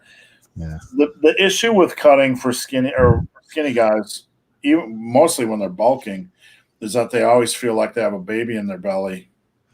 It's like, you're only 132, you're okay. Yeah, this might surprise people as well, is I was 180 on stage. That's not big, So yeah, most people are just super small. They don't have much muscle, and most people are surprised at how small they need to get to actually be super ripped. I didn't think I'd be 180. I thought I'd be on stage at 200 because less than 200 pounds. But what's that about? Yeah, I was 180 and I wasn't exactly small. So yeah, I agree, Bill. Definitely. I'm going to wake up the snoring dog. Yeah, you have to. We've said this before. You have to get a lot leaner than you think, a lot smaller. Yeah. If you ever go to a natural bodybuilding show, you're going to see guys in 150, 165. That's the norm. Yeah. Above 165, that's when they start to look a little bit better. But you know what? You can look good at that weight. It's not like it's a bad thing. So, people just hear the number and they freak out. But I can show you some examples on my Instagram page of clients I've prepped to about 155 on stage, and they look tremendous. So I find that you look better off stage. If the average individual sees somebody like that on stage and they're not next to them without all the spray tan on, in the gym, they look great. When after 2 years, I was up to 188, and I lost some fat and got back down to 178. And I looked like everybody was asking me what I was taking. I looked great. Probably the best I've ever looked. On an arm day, can I only do 3 tricep extensions, no pressing like dips? If I want, well, I don't like one exercise. Yeah. If you're going to have an arm day, I guess the question is, why do you only have extensions? What are you putting on your arm day? A lot of bicep work. So if I'm going to have an arm day, I'm going to have probably 3 exercises, or I don't know. I'm wondering, is that because you do a lot of pressing on your other days? So you're trying to balance it out. Do you do a lot of dips and close grip benches on like a pushing day or a chest day? So on your arm day, you're only trying to do extensions. Is that what it is, to like save your shoulder? Maybe that's the only thing I can think of. But I think as long as you're doing them across the week, you're probably okay. But then it means that your arm day is a bit of a nothing day. And I'm not sure it's really worth it. It'll be a very unsatisfying day. It's like having a very small meal. Like, I would rather my training sessions be substantial and actually be worth something. So you go back to the old Dorian Yates split. Like he did delts with triceps and then chest with biceps. That's a bit more substantial. Whereas if you're only doing extensions and curls on an arm day, that's a very nothing kind of day, and I'm not sure it'd be very satisfying for me. But I think with the triceps, as long as you're doing additional pressing and stuff. With regards to the long head, most of my long head tricep strength was built with bench pressing and close grip bench pressing. So I'm not sure it's actually massively necessary to be doing specifically extensions for the long head. I don't know. I think I need a bit more. I think I need to see the full program to fully comment. When I do arm days, I usually start off with bigger hitters like pinwheel curls for biceps. Yeah. And for triceps, something that's a little bit more weighty. And then I usually move down to like skull destroyers and dumbbell curls or something a little less intense. And then I usually finish it off with something more unilateral, like single arm tricep extensions or concentration curls. That's just how I do it. Yeah. Samuel Lee riding the blow up. That's a great Halloween costume. When should I increase weight on stuff like curls? You increase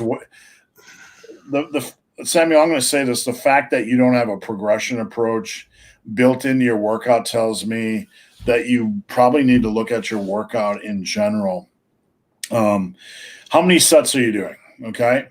Let's say you're doing 3 sets of 10 on dumbbell curls or dumbbell bench. Okay. Does it feel manageable? Was the last set like not near death experience? Then move up 5 pounds. Even if the last set was 10 reps, move up 5 pounds. When you get to the point of the last set where you bump up on weight and it's only like 5 to 6 reps, then I probably would wait to get it up to 10. But you need some kind of a progression indicator. So fast thoughts on that? Yeah, very similar. All I would say is maybe run your reps up a little bit higher. For stuff like curls, not so much dumbbell benches because you should be able to progress relatively well, but just run your reps a little bit higher. So rather than looking at the 6 to 8 range, maybe look at the as high as 15 range before you start to increase the weights. Because I think what you're saying, Samuel, is when you increase the weights by 5 pounds, the reps just drop drastically. So if you're getting 6 to 8 reps as your final set, and then you add weight, and then all of a sudden you're doing 4s and 5s, that's not very cool. So yeah, run your reps up a little bit, go to like 12s to 15s, and that'll give you a bit more of a buffer. And Rocky, is that you? Last time you were on Faz, we talked about your uncanny. I've got that since I was a kid, since I was a teenager. So yeah, and it depends where I am in the off season. Like, am I tubbier or am I leaner? It depends on whether people say I'm old Stallone or young Stallone. When I get down to like 240, 245, people start saying I look like Wolverine. I don't see it at all. But I notice if my stomach isn't grumbling on the way to bed, my weight loss stalls. If you're not uncomfortable, it's not working. Just be careful to,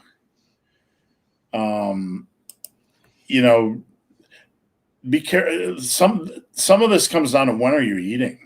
Like I don't like to go to bed hungry, so I would rather fast a little bit more, eat less, and go to bed full. I find I sleep better. And anybody that's eating a big meal and they're like, I can't stay awake, that's kind of a good synergy there. So it's kind of the way the body works best, I would say. But I'm not ripping on your approach. Hey, if it works for you, beef, let it rip. But I prefer my stomach to feel grumbling in the morning. Like when I wake up and I'm like, God damn, I'm hungry. Yeah. So what do you think, Faz? I like the sentiment. Like you're not afraid of being uncomfortable. I like the sentiment. Mm-hmm. But I think I wouldn't want to tie too much emotion into your dieting. Like the word that kind of worried me a little bit there was uncomfortable. I don't want to tie too much emotion into dieting. Like I'm not sure you should ever associate dieting and uncomfortable in such an intimate way. Maybe I'm getting a little bit woo-woo on you. I don't know, but I'm not sure that's really good for long-term mental health. But if you're thinking I'm talking crap there, fair enough. But it's just that worried me a little bit. But if it works for you, cool. Yeah. Rule number one: if it works, don't change it just because some dipshit like me said it's. Yeah, I do it different. Yeah, do it your way, and put on that pink tutu and do some special twirling. Do it your way, man. Be you. I'll be right back. All right. Thoughts on incline sprints on powered off treadmill. Just be careful with really super high intense cardio stuff. I'm not. There's a sprint level, which is the all out level, and there's a gear below it, right? I would rather see you doing the gear below for 15 seconds and then normal, just so you're not killing yourself or not increasing injury risk. How much shoulder retraction in the bench would you recommend? This is a good question, and it's one that's actually a pretty hot topic. I try to get a back platform, a nice back platform. I don't worry so much about shoulder retraction as I do just about having tightness.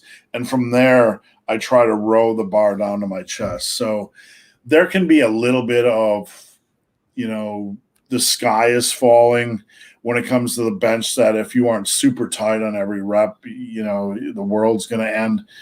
But really, when you're doing hypertrophy work, it's harder to maintain that super degree of tightness for longer, sets. So just have reasonable, think more reasonable when it comes to tightness rather than you have to stay super tight. Just find a comfortable level you can maintain for the entire set. I noticed squat shoes were pitching me forward out of the hole. That's good. One of the best things you can squat in are, I would start with flats, where something where your toes can sprawl a little bit and they're not, crammed in there. And from there, you can kind of, play a little bit. Thoughts on Yates rows? I'm going to let Faz start with this. And not my favorite exercise, Faz, but that's me personally. I don't like it. I don't use it. What are your thoughts on it? Yeah, I think the movement gets bastardized quite a lot, simply because there's no concrete start point and no real concrete end point. It tends to get very cheaty. And so the rows end up being very like, yank it up. When I'm doing an exercise, I like there to be a definite start point and an end point, so you can standardize the rep and you know where you're going from. Yates himself was actually very accurate, but I find that people who do Yates rows kind of use it as an excuse just to start yanking weight a lot. So for that instance, I don't really program that much. I don't do a lot of bent over rows myself. As I said earlier, I quite like chest supported stuff or chin.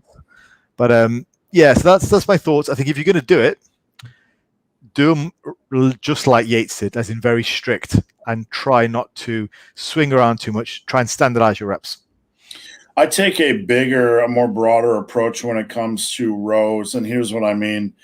I try to protect the lower back as much as possible and think about training longevity. If we have squats and deadlifts in the mix, and then we have RDLs in the mix, and rows and dumbbell rows can beat the lower back up a lot more than people suspect. So I take a lot of heat for allowing my dumbbell rows to hit the ground, right? I'm cheating, whatever. but they're easier on the lower back. And when I do barbell rows, I prefer Pendley for the same reason.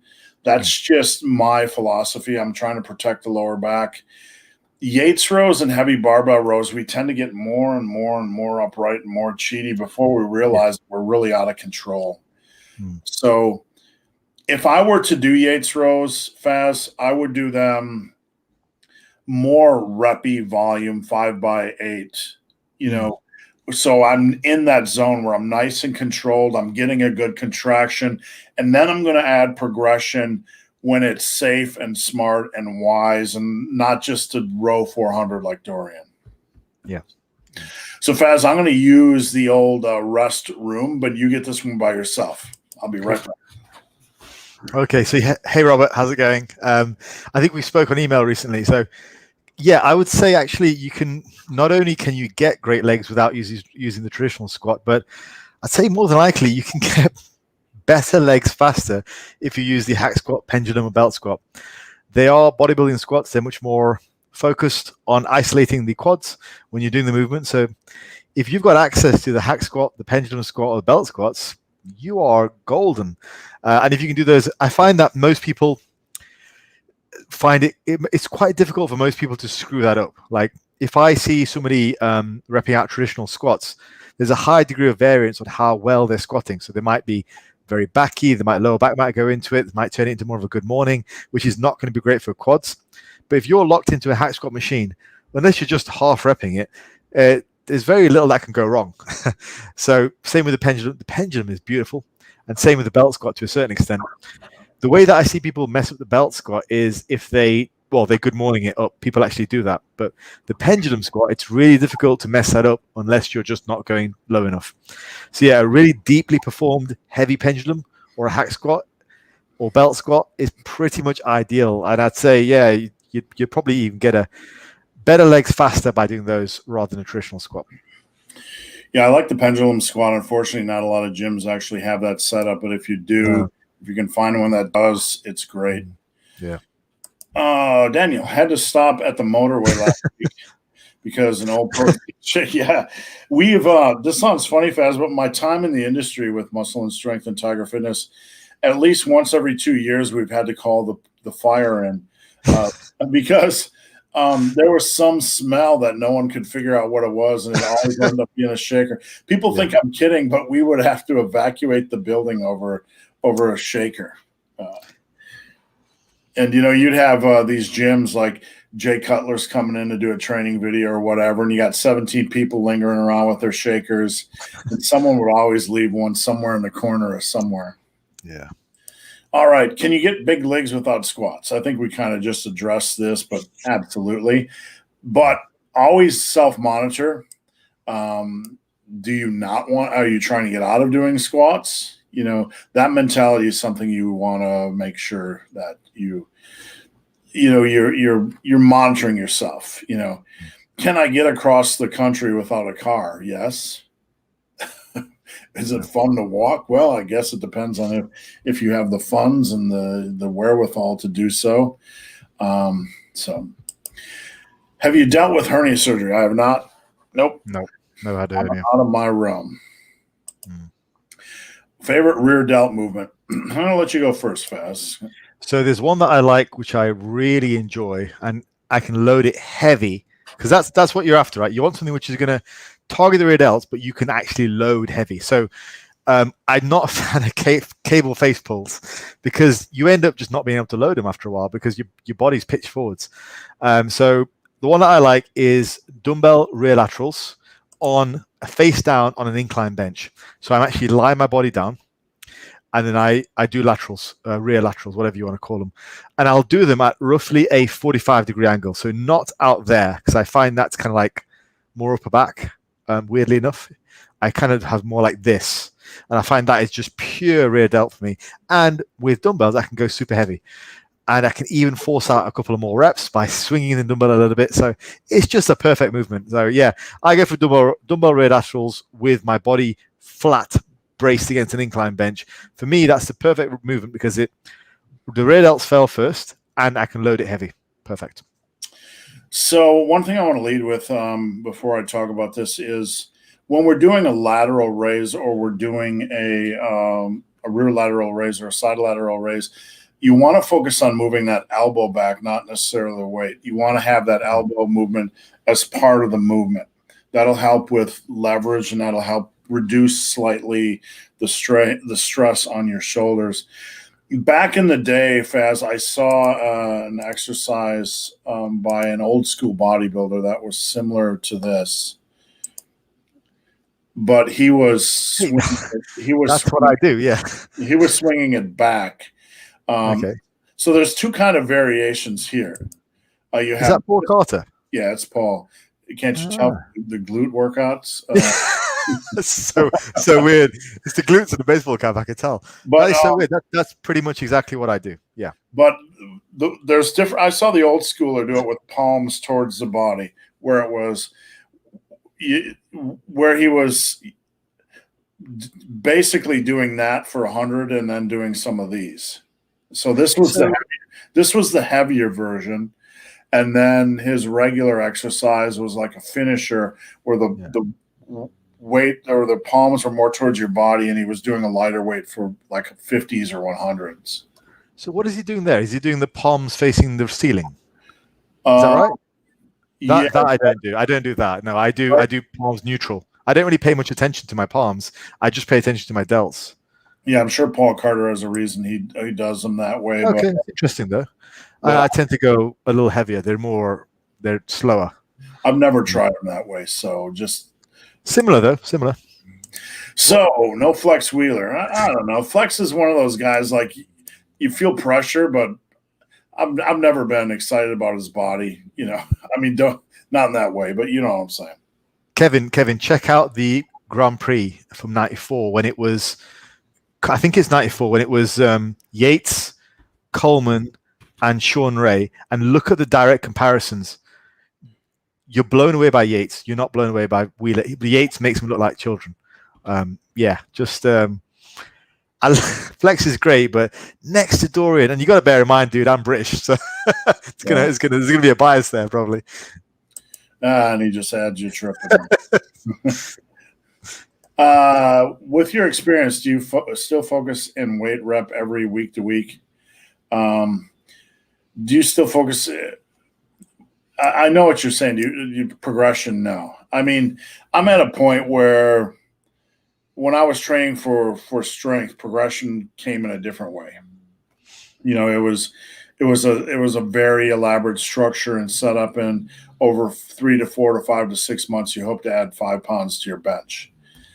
So it was more slow, steady, smart. Maintaining is super easy. You know, I'm not trying to set PRs anymore. I basically have all the muscle mass I'll ever have. I've had all the strength I'll ever have. What I'm trying to do right now is just safely maintain it. And at some point, really, the game becomes you need to figure out a way to safely maintain it so you don't beat the living crap out of your body and so you can still lift at age 70. Is that fair? Yeah, I mean, what I would say is always try and maintain your muscle mass over the course of a lifetime. There is very little to be gained, if anything, by reducing your level of muscle mass on purpose over the course of a lifetime. I know that sounds obvious, but you got to try and keep your poundages up as much as possible. Now, things will change. Like, you'll go to different gyms, you'll have setbacks. Like, you'll think of a new routine you want to do. Your strength will drop. Lockdown will happen. I mean, that was horrendous for lots of people with no gym access or minimal gym access. These things will set you back. But ultimately, over the course of your lifetime, you guys are tuning to us. You know the real deal. Like, this is, if there's a fountain of youth, it's this. Yes. Keep your weights high over the course of a lifetime. Try and nick some little wins where you can. But you guys are going to be so much better off than your cardio bunnies who are just smashing the cardio day in, day out. Strength and muscle mass is going through the floor. And when they're older, they just have no muscle mass to support their metabolism at all. Like, try as much as you can to keep your poundages high and keep your eye on progression. You're always going to have things which get in the way. I mean, there's always going to be that, but bottom line is try and keep that trajectory upwards. And when you can no longer go upwards, maintain it sideways. One of the ways I maintain it now is with 10 rep sets, like 225 by 5 by 10 on bench or 315 by 5 by 10 on squats. I mean, when that becomes a pain in the butt, I'll do 310 by 5 by 10. And then, but it's still easier to maintain the strength. And I mentioned this earlier, but I'm approaching age 54 and I feel ridiculously fit and ridiculously healthy, knock on wood. But in the endurance running world, I respect the older people that continue to run.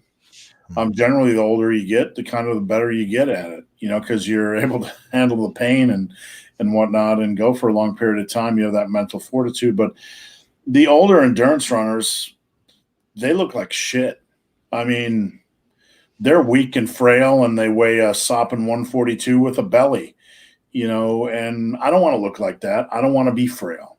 And they're going to get to the point where shit's going to break down, excuse my profanity, and they're going to be 65 and they're not going to have the muscle mass we have. So while I'm a circus act to them, I want to be able to be doing it when I'm 70. So we'll see.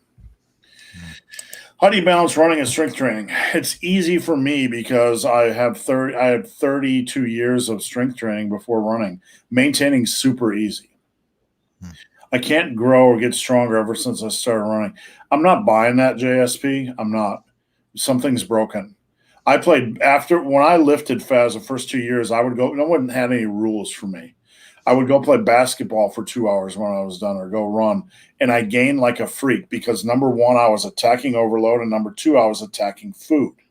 So something's broken, JSP. I'd like to know where your weight is. I'd like to know where your nutritional consistency. I'm not trying to bust your balls. I'm not trying to say I want to help you is what I'm saying. So something is broken and you don't see it. That's where somebody like me or Faz can come in and help. So if you like running and strength training, that's a great thing. I want to see you succeed at both of them. If you're not growing, I would guess, are you tracking your calories? Is there caloric consistency? Are you tracking your weight? Is there a weight increase over time? If you're not doing those baseline things, then you need to get on that wagon. Any thoughts there, Faz? Yep, similar thing, really. It's going to depend on how much running you're doing. But if you're running, say, 3 times a week for, I don't know, an hour each, you could grow stronger. In fact, it might actually be beneficial. You just need to eat a bit more, but your endurance, your actual physical capacity to push sets far when you're in the gym is going to be better because you've got strong lungs. Like you put a guy on a 15 to 20 rep set of squats and getting him to push it and really, go to town on that.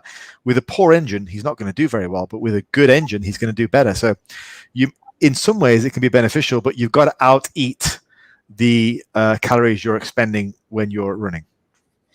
It might sound silly, but I don't think 3 running sessions of an hour a week is really anything. Yeah. It's a time investment, but I don't have any recovery issues from it. Like I just did it. I did it yesterday morning and then I benched in the afternoon. So there is some adaptation, but really, a lot of this comes down to nutritional consistency, and I can't stress this enough. And even with the clients I'm working with, nutritional consistency, take it seriously. 2,200 one day, 3,200 the next day. You might be maintaining your weight, but we're not in a game that's trying, the end goal is to maintain your weight. We're trying to get the most you can out of what you're doing. Do you have a sub for face pulls? My least favorite exercise on the planet. Bent over flies. My substitution for face pulls, Faz, is heavy ass rows. Yeah. I honestly, Paul, I don't get the obsession behind it. It's not something you can load particularly heavily. Like, yeah, okay, maybe you're halfway down the stack now and you've got plenty of room to go. But at a certain point, Paul, you're going to outgrow the exercise. Why don't you just get on something which you can load a lot more? Actually, on that question, Paul, Steve, I wanted to ask you when we were talking about rear delt exercises in the last question. Do you generally pull out or do you pull sort of back in down like this? What do you prefer? When I am, I think I pull. I don't pull with elbows to the shoulders. I pull about 6 inches down, I think. Yeah, right. So same as me. Yeah, I would say about 6 inches down. When I'm doing a side lateral, it's kind of the same thing. Instead of the elbow straight out from the shoulder, it's kind of 6 inches forward. Exactly the same. Yeah, great. Cool. So the face pull, I find like in the gym, I can move some heavy weight with the face pull, but I got to start leaning and bracing. And at that point, I'd rather do, I just don't find value. I think I can almost do the entire stack. Yeah. But I have to brace. I have to leverage. I feel like I'm leaning back more. It's a really awkward thing for me. Yeah. I saw a video of Jeff Nippard demonstrating, and he had his foot braced against the machine. At that stage, it just looks silly. Like, just get on a barbell. Barbell face pull is not a bad one. Do them on an incline bench. Load the weight. I honestly, Faz, the Athlete X obsession with face pulls, because we're all sitting at desks all day long. Look, I get it. I get the logic flow. Yeah. But I really have a hard time digesting the belief that some lightweight face pulls multiple times a week is going to help correct you sitting at a desk all day long, rather than just a good variety of compound movements. I don't know. I mean, Steve, how many sets per week on average do you think a regular average bodybuilder does per week? Like, how many direct sets of rear-delt work? Direct sets, a real bodybuilder, maybe 3 to 6. If it's like real world bodybuilder. Yeah. So, you get most of them from your rows and your chins, as long as you do them right. Wait. Say that again for those that are way back in the cheap seats. Yeah, you're going to get most of your rear-delt work from properly performed rows and chins with a full range of motion. I've said that for 15 years, yeah. And I think everybody thinks I'm crazy. So thanks for proving that I'm not. I thought that was Sylvester Stallone. It is. And if you would like to be trained by Sylvester Stallone, you can head over to his personal website, which is FAZLIFTS.com. Yep. Hello there. 2 times per week flat bench, or 1 flat, 1 incline. Perfect for me, Faz, would be a barbell and a dumbbell variation if I'm going to do 2 lifts. How about you? If we are solely focused on strength, it is bench twice a week, without a doubt. Specificity, but then most people, I would say, aren't just interested in strength. Most people want strength and also want physique and looks and balance and all that kind of stuff. But for a pure powerlifting approach, which can suck the fun out of it for a lot of people, by the way, but for a pure powerlifting approach, I would say bench on variations twice a week or more. And if I was pure powerlifting, I would probably do something like a flat and a close grip, maybe, if I was going to do that, if I was going to vary rather than incline. But look, Callan, I mean, by the looks of you, you're in good shape, dude. It looks like you're probably interested more in a balance of strength and physique. So yeah, sure, flat and incline is fine. Just make sure you're doing your dumbbell work, make sure you're doing your weighted dips as well, and you're good to go. But if it's a pure powerlifting program, just solely interested in strength, the quickest thing would be to hit the bench as often as you can. Yeah, Callan, I didn't see the strength part, but for strength, I like a dumbbell and a barbell variation. But for my strength clients, I'm doing benching twice a week. One is more volume and one is not more volume. I like to push volume out a little bit on the volume day, to make them do something they're not used to. I do a 5, 10, 10, 20 program where the last set, they use the same weight and they do it for 5 reps, 10 reps, 10 reps, and 20 reps. And what I find is there's this weird mental connection with people. When they get that 135 by 20 and they're like, then it's 140 by 20, and then it's 145 by 20. It's no longer 145 by 5. They're doing this fatigued, and all of a sudden they see themselves 185 by 20. I have some clients that up to 225 by 20. That's what I like to do, something volumey on the second day that kind of is a little bit more emotional, a little bit more fun. So, yeah. To clarify, when do you switch to a mesocycle? You cannot keep pushing for reps yeah, you can. You can. I've done it my whole life. I never needed to switch. Why do you believe you can't? Because progression slows? Yeah, I went while you were answering the other question, I went back and read Matthew's previous question because I think he's kind of reworded it. Matthew, I do get people to ramp up every now and again because let's say you've just done a deload week. You guys might know by now that I'm quite a big fan of block periodization. When you start a new block, you may well need to have a week or two of ramping back up again to give yourself that introduction. You might not. Some of my guys, they just go from a deload straight back into the regular weights they were using. It depends on the individual. When I was really into powerlifting and doing deloads and whatnot for powerlifting, I didn't used to go back at all. I would always move forward. So yeah, I'd say what Steve says. Like I don't think it's inherent that you have to back off and ramp up. If something happens, let's say you get a cold, well, let's say you have a deload, which is just you're absolutely shattered and you've deloaded and you're still weak going back in, then you might need to ramp up. But how do you know? Well, when you lift the weight and it feels like crap, that's how you know. So, Matthew, I know I sound like an asshole, but let me explain myself a little bit. There is a cancer in lifting where lifters do not understand that over time your progress slows. So they get into this deload, reload, unload, form check, recheck, uncheck, overcheck, all this bullshit. Yeah. And it's not making things go faster. It's not. At that point, when you get to the point where you're pretty darn strong and you're benching 315 and you want to get to 400, all this deload, reload, unload, random bullshit isn't going to help you get there any faster. What you need is a focused program.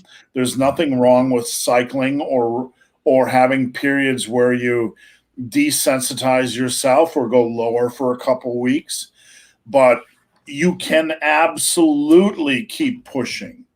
But that doesn't mean I'm an idiot and I'm just doing it wildly and recklessly and not intelligently. So I think we're kind of making this a black or white type of thing where there's a lot more nuance in here than the nuance in here would actually be a live video for 2 hours talking about the nuance of advanced training. Yeah. I have a powerlifting routine that's on my website called The Tactician, and there's a very unique set and rep scheme in that. The goal behind that set and rep scheme is that you are always pushing forward. So the sets and reps are sort of auto-regulated, that if you do drop reps, there's another tier to drop down to, then another tier. The point is that I want to encourage people to always add 5 pounds to every session, because a lot of people aren't in that mindset. And they'll say, well, when do I back off? When do I ramp up? With my approach, you never do. You always up the bar. And it's important because I want people very early on in their careers to be used to the idea that every single workout, every time you add weight to the bar, in my approach, you add weight to the bar because the reps vary. But even if you're not doing my approach, you should be adding something to the bar, like whether it's an extra rep or an extra bit of weight or whatever it is. And I think far too many people, they don't really want to look for like ways out. I'm not calling you weak or anything, Matthew, by nothing like that at all. But what I'm saying is like, there's so much talk these days of like deloading, unloading, ramping back up and cycling and all that kind of stuff. And like Steve was saying, like checking your form, reworking your form. And there's less and less people out there extolling the benefits of lifting some heavy slag iron weights and making sure it's progressive over time. And I just want to emphasize that, like, you should always have an eye on moving forward. And if you need like a week or two to ramp up after a deload, sure, cool. But like, you'll know when that happens because it'll just feel like absolute crap. And so you'll have a week or two of building yourself back in, maybe adjust your diet a little bit, maybe get back on your diet. It's not been so great, and then push back on. But there should always be a focus on moving forward. Always. And until there's the inevitable decline, and when there's the inevitable decline, when you're that age, then you fight against it because fuck that. One of the things in coaching you see a lot is somebody will have a bad day. And let's say they were doing 70s on dumbbell bench for 10 last week, and this week they only hit 7. They're like, the comment is, I'm going to drop the weight and work back up. I'm like, no, you are not going to drop the weight and work back up. We do not. Dropping the weight does not exist in my world unless there's a tangible reason for it, like an injury. When you get seasoned, could it be a good idea to cycle intensity week in and week out? Yeah, it could be. Like 1 week more volume, not pushing for progress. The next week pushing for progress. There could be value in that. I'm not saying there's not, but you're still over a long period of time pushing. Hmm. All right, let's keep it rolling. Sorry if that's a repeat question. Sorry, JV. Hey, repeat questions are welcome here. Let it rip. Are you guys more a fan of movies or TV shows in your leisure time? Oh, top 3 of your preference. Top movies for me. Rocky, I'll let you go fast on that one. Those are some good movies there, dude. Karel's one of my clients. He's a good guy. Rocky, I'm a big fan of. So let's go movies first. Now, I'm not sure I can restrict myself to 3, but I do like the Rocky series. Probably my favorite out of the Rocky series is 4, I would say, or 1, because I like the rawness of the original Rocky. I'm a big fan of Predator. I'm also a big fan of Big Trouble in Little China. Do you remember that film, Steve? Mm-hmm. It's a great film. And also Bloodsport from Van Damme. So take your pick, but I'm loosely in that 80s era of films. That's what I like. I am easily Alien and Aliens are my top 2. Oh yeah. I mean, that's just, those things just took me on a whole different career path and trajectory in life. Third, it would be a Melee, to be honest. What's that? It would be a fight for which one's in third, because it used to be The Thing, but the 1981 version of The Thing feels super dated right now. Yeah. Almost a little bit cheesy. So I don't know that there's a definite third. I think there's a lot of strong competitors for third. Maybe No Country for Old Men. I like Cormac McCarthy as an author, and I think as a book, that's a really well-made movie. And I'm kind of a Western guy. TV shows, Faz, I don't know. Like, the problem with TV shows is you can invest a lot of time in a show, and like Walking Dead, you're in season 1, and then season 2 hits, and it's just slow, and they're all walking around in circles. Yeah. They don't know what they're doing. Like, TV can have too much ebbs and flows, and then they can cancel a show when you least expect. Like, I don't know. TV, it's got I will not watch a TV show until it's done. Yeah. And I know it hasn't been canceled, and then I'll binge on it. Hey, what did you think of Event Horizon? Do you remember that Event Horizon? That sounds like the kind of film you'd be into. Do you like it? Yeah, that's the one. That's real close for top 3. I love that film. Everybody panned it and they hated it, but it, like, for me. Are you serious? Did you really like that film? Because not many people know about it. You fucking love that film. Really? Everybody, critics hate that film, but there's nothing not to like about that film. And the thing I love mostly about space is that if you truly have infinite possibilities, you have infinite possibilities for horror and strange things. So space to me is like the ultimate horror platform.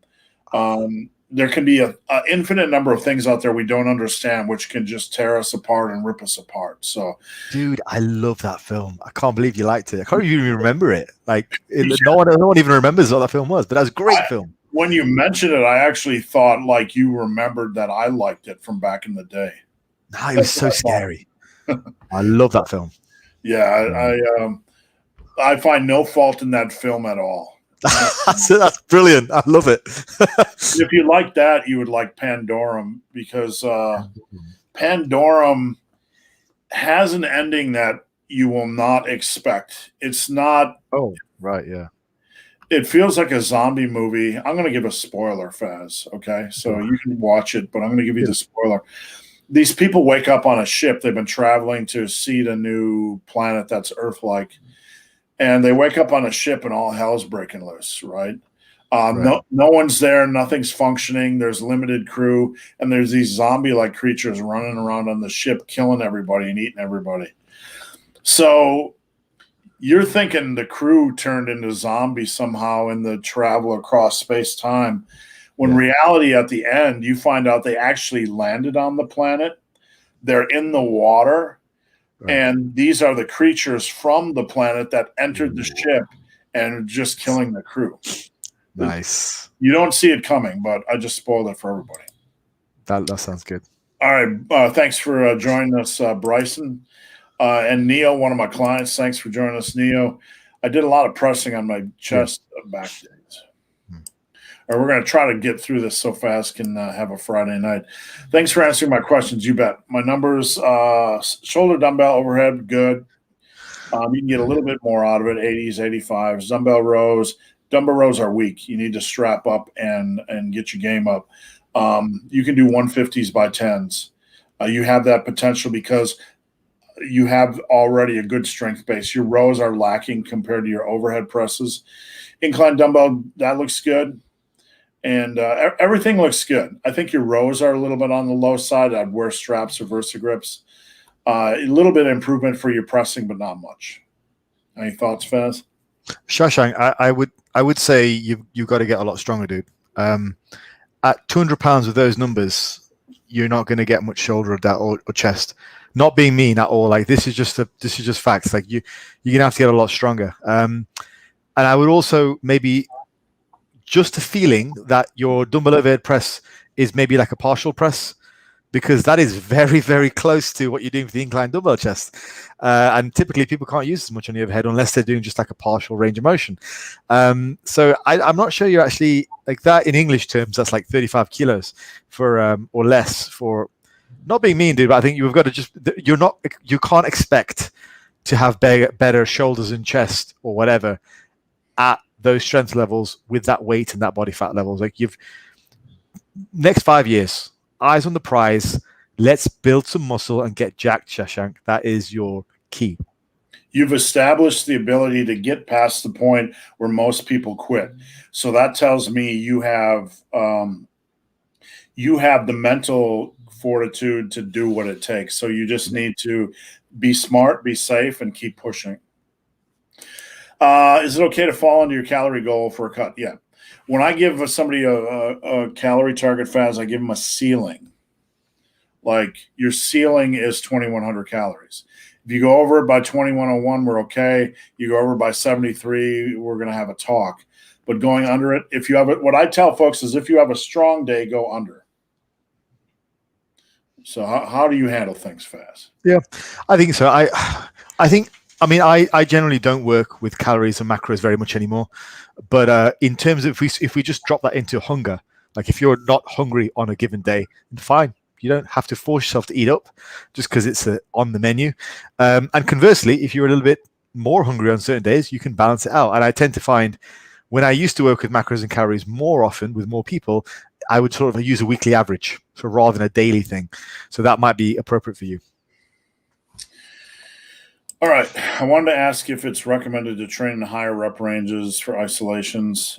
You can progress easier in higher rep ranges, but at some point, each exercise is different. Some might feel more like cardio than others.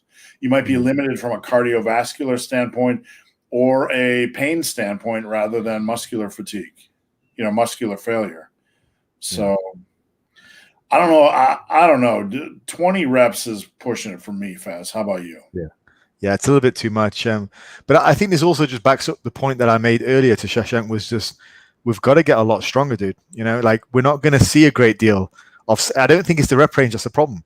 It's the fact that you're handling 35 kilo dumbbells on your incline dumbbell chest. Like we've got to be handling 50s, like 110 pounders or whatever, to actually see some real muscle mass gains. Like Steve said, you've done enough to get to a certain point, which is superb, and that's stronger than most people at the gym, stronger than most people at my gym. But to the point where people are going to look at you and go, okay, this guy looks jacked. We've got to be pumping the numbers up. Yeah, that's a point that we've talked about before, and something I talk about a lot. Like lifters will say, I've made a lot of strength progress, but I'm not seeing muscle gains. And they've moved their dumbbell benches up to like 55s. And I'll say the real meat and potatoes, when you go from a little bit of muscle to a lot of muscle, is going to be doubling that, getting your dumbbell benches up into the hundreds. Yeah. Now that can be a hard pill to swallow, but that's the reality. All right. Daniel Hendrickson reminds me of Lance Hendrickson from Alien. There you go. I'm an intermediate, and I definitely can't add. He was a robot for any of you, Lance Hendrickson. Definitely can't add reps every week. Nope, definitely not. For my clients that are intermediates, I celebrate a rep on their top set once a month. Anything beyond that is gold. Because on your top set, when you add a rep to your top set, if you plug that into a one rep max calculator, it adds like 5 to 6 pounds to your max. So that is something to celebrate. How do I know if my program, the amount of rep sets per body part, is optimal? Well, it's kind of like the reps you add aren't going to be really dependent on the number of sets per body part. Generally, you could be doing 6 sets for chest or 12, and it's really going to be exercise specific. So it's not going to really change how many reps you're going to add on bench. Would you agree or disagree, Faz? Yeah, I'd agree. And I would also say you're not evaluating your program every week or every 2 weeks. Evaluate your program after a sufficient amount of time. Like for me, with my clients, it's roughly every 6 weeks or every block of training. I like block training, not because there's anything special about block training. I've said it a million times, but because it gives us a reasonable period of time to evaluate what we've been doing for the past 6 weeks. Therefore, we can establish whether things are working or not and progress from there. It keeps people focused on progression. All right, we're going to roll on. When trying to program X weekly sets for body parts, how do you account for overlap? Don't overthink this stuff. Like, don't try to squeeze everything into a body part box because it's going to blow the box up. You have to think more as like, instead of like a pinpoint target, it's a broader target. So overhead presses, shoulders, dumbbell overhead presses, shoulders. Yes, they work, the triceps, whatever. But I have a video on this where I talk about sets per body part. You have to kind of get exercises that are more focused on that body part and don't worry about the overlap. The overlap's a good thing, not a bad thing. So 9 to 12, chest, shoulders, and let the overlap fall where it may, because overlap is a good thing, not a bad thing. Yeah, I just want to add something to that. When you are programming, remember what your goal is. Your goal is to get bigger and stronger. Your goal is not to do a predetermined number of sets and reps, okay, despite what the latest research says. So start minimal. If that allows you to progress, stick with it, because the less you can get away with and still progress means the less joint stress, means the less chance of injury, all that kind of stuff, and means more potential for you to add weight and stuff later down the line, add volume later down the line if you need it. Now, if you start with a minimal amount and you're not able to add strength on a week-by-week basis, then at that stage, then consider adding more. But I don't really necessarily like the idea of starting at a predetermined amount of set of volume per week just because it's the thing to do. Start low, evaluate recovery. If you're recovering and you're getting stronger, great. If you're recovering and not getting stronger, then add volume. When you get to the point when you're potentially not recovering and not getting stronger, that's when you need to reduce things down. But it's got to be based on the individual. I don't like these prescriptions. Bit of a side rant there, but hope that makes sense, Ed, in terms of what you're asking. Right. The cult that's out there saying volume, volume, volume, they lack some of the more pragmatic nuance of the real world. Hard work first, adjusting volume based on what's happening in the gym, etc. Let's see. If I do a lot of wide rowing, can I not? I don't really even hardly train rear delts. I mean, I focus on rows and back work. I do 3 sets of rear delt work a week just to please the Pope. That's it. Just get the Pope's blessing. That's it. I love how this is the episode where Steve and I have condoned everyone to skip rear delt work. Yeah, along with, like, you have limited time into the gym, right, Faz? And all of a sudden, everybody wants to do 8,000 sets for forearms and 8,000 sets for grips and 8,000 sets for neck. Like, if you just get your body stronger over 10 years, your neck and your forearms are going to get pretty big. So don't overinvest time. Thanks, Stein. Appreciate it. Beef McLewis, I thought a standing desk would cure my hip issue. I'm also the drummer for Wasp. I'm the drummer for Winger. So curiously, and not many people, I don't know if you're serious or not. You might be serious, Beef. I bought a standing desk and it cured my hip issue. That's interesting because I used to stand a lot in healthcare and it would kill me, all that jockeying back and forth. So, but it is better than seated. I just don't know if I could make that investment fast. Could you? I considered getting a standing desk last year because I had some back problems, some injury issues from cycling. I never did, but I heard a lot of good things about a standing desk because it keeps you mobile, keeps you moving, keeps you warm. I don't bother now. I sit down, but no, it's cool to know it works. Yeah. And if you are truly the drummer for Wasp, thanks for tuning in. But we do need proof. Yeah. You guys rock. Thank you so much. Can I out-train and out-diet bad sleep? Yes, you can. I had this question this week, Faz. Somebody was panicking that they weren't getting gains because they're not getting enough sleep. Like, the body is not that fragile. Faz, is the body a fragile little porcelain doll that if you don't get exactly 8 hours of sleep or do everything perfectly, you won't build muscle? No, I mean, we're a lot more resilient than we think. I would ask you, though, how long has this bad sleep been going on for? Because at a certain point, your health will deteriorate. And that's just that's bad. Never mind for your biceps, but that's just bad for everything. So how long has this been going on? Yeah, sleep hygiene is important, and you need to take it seriously. I take it seriously. I go to bed, other than last night watching Suicide Squad, I go to bed at normal times. And I make sure when I set the alarm that it's at least for 8.5 hours from when I go to sleep. I get plenty of sunlight. I'm not on my phone right before bed, all the typical sleep hygiene things. Yeah. Should you have a set calorie goal to hit, or can it be a range? It can be a reasonable range. I mean, you don't have to be super precise unless you have super precise goals. Faz? Yeah, I mean, if you're going to, rather than say 2,600, I'd rather just say 2,500 and give yourself 10% leeway, Right. Either way. I mean, like I said, if you are working with calories, then yeah, that's a reasonable approach. But probably the better thing is a weekly average. Yeah. A weekly average, you also want to look at variance, and you also want to keep your eye very much on the high blip days. What's the frequency of high blips? Because those can turn a bulk into a Ripito bulk. And so we don't want to do that. We don't want to do any go mad Ripito bulking. No, we don't. T-bar versus bent over row. If you feel the T-bar, roll with it. That's nothing more complicated than that. No. Upper lower split for power building.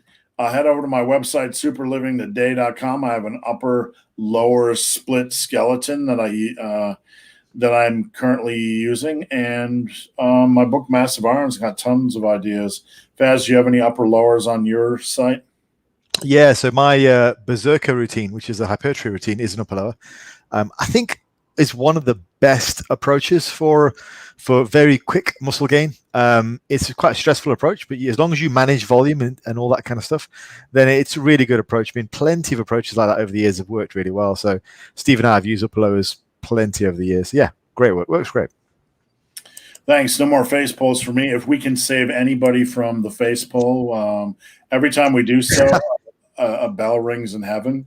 So Angel gets her wings. All right. It seems I lean into my right leg when I squat. I lean into my right. So weight's a little bit shifted. How do you fix it? That's a good question. One thing I would start with, Faz, and I'll let you see if you can add anything to this, is when you squat, I don't want you to think about moving your hips back, okay? What I want you to think about is driving your butthole straight down to the ground. If you're going to get a little bit of unevenness, just having this focus on going down is going to be step one of troubleshooting this. So anything to add to that, Faz? Yeah, just one thing which is applicable to every single exercise. Establish form first. So drop the weight to establish the form you want to do and get better in, and then progressively add weight with that form and be disciplined with yourself and end the set any time your form shifts into what you don't want it to be. That is how you drill form. That, just perfect it every time. Otherwise, what you're doing is you are drilling poor form. So if your right leg, if you shift whenever the going gets hard, then what you're doing is you're reinforcing in your brain the idea that you will shift when things get hard. You can't just correct that. Drop the weight, do it perfect, drill it over time until it feels natural, and then it will. Thanks, Faz. Richard Murray, another great live. Thank you for tuning in. We sincerely appreciate it. Thank you guys for answering. You bet. It's an absolute pleasure to do this every week. Would you program AB sessions or run the same movements each? Definitely AB. Get in more exercise variety, without a doubt. I mean, I don't want to get into the squats and bench and deadlift every session. So if we're doing 5 days, so what do you mean, like an A, B, A, B, A? Is that right? Is that what we're talking about? Let's see. I assume it's more like an upper lower running the same lifts. Right. Like I do upper A, upper B, lower B. Full body works itself out. If you're doing a body part split or a pro split, you can do different exercises every other week, but I wouldn't be more than 2 weeks away from a specific exercise. And I would do squats every day or every week. I mean, I'd say just don't shy away from having rotations. It works really well. It's a bit more unusual to do it on a bro split, but it certainly works. Like coming around to a routine every 2 weeks is fine. For something like an upper lower, like you're saying, an AB, like having rotations for sure, especially if you're working multiple times a week. I would have as much as 3 rotations for that. And then you're going to be nice and fresh for the reasons that I explained earlier, ligament stress and all that stuff. And it's good mentally. You're not doing the same thing over and over. Yeah. Like squatting 3 times a week on strong lifts, I would rather find a tall building. All right, what do we got? The TV series from FX known as The Shield. I've never actually watched that. Now, Milo mentioned Z Nation. I started watching that, and the first episode was so horribly bad that it makes me want to block Milo from my life from liking it. I heard it was good, but I had the same reaction. I watched it and I didn't like it. I thought people said if you like Walking Dead, you like this, but I didn't like it. The first 10 minutes, me and my wife looked at each other and said, "This is the worst acting I've ever, I can't take it." Thank you so much. Yep, thank you. And all of a sudden I'm getting a little bit of echo here. The real deal explanation makes perfect sense, but after I do close grip chin-ups, my rear delts have an insane pump. Definitely can believe it. Yeah. Like sense. Somehow we think that the row doesn't involve the rear delts, and it does. Yes, both. Whenever I'm looking at an A/B, either or, the general answer is do both. Also, don't shy away from your seated press either, because if you can press with your body braced, you're typically going to be able to press more, and that's going to help your push presses and your strip presses. I'm a big fan of seated presses, and they're an exercise that doesn't get a lot of play in modern lifting. Yeah. Thank you, BKS. Appreciate it. And thank you, Richie. Keep going strong. What do we got here? The last question. How to fix rhomboid stiffness? I can't move my neck. My neck, I'm like a steel beam. My neck doesn't move a lot either, but is that maybe how you're sleeping, Lou? Maybe is that it? I don't know. That's well out of my lane. Yeah. I think we'd have to get to the root of what's causing the problems. Yeah. I'd like to be able to give you some answer, but it would just be a pile of nonsense. So that's it, guys. We're out of here 2.5 hours. I appreciate you joining in. Faz will join in whenever he can. Please head over to his website, FAZLIFTS. Follow him on Instagram at FAZLIFTS.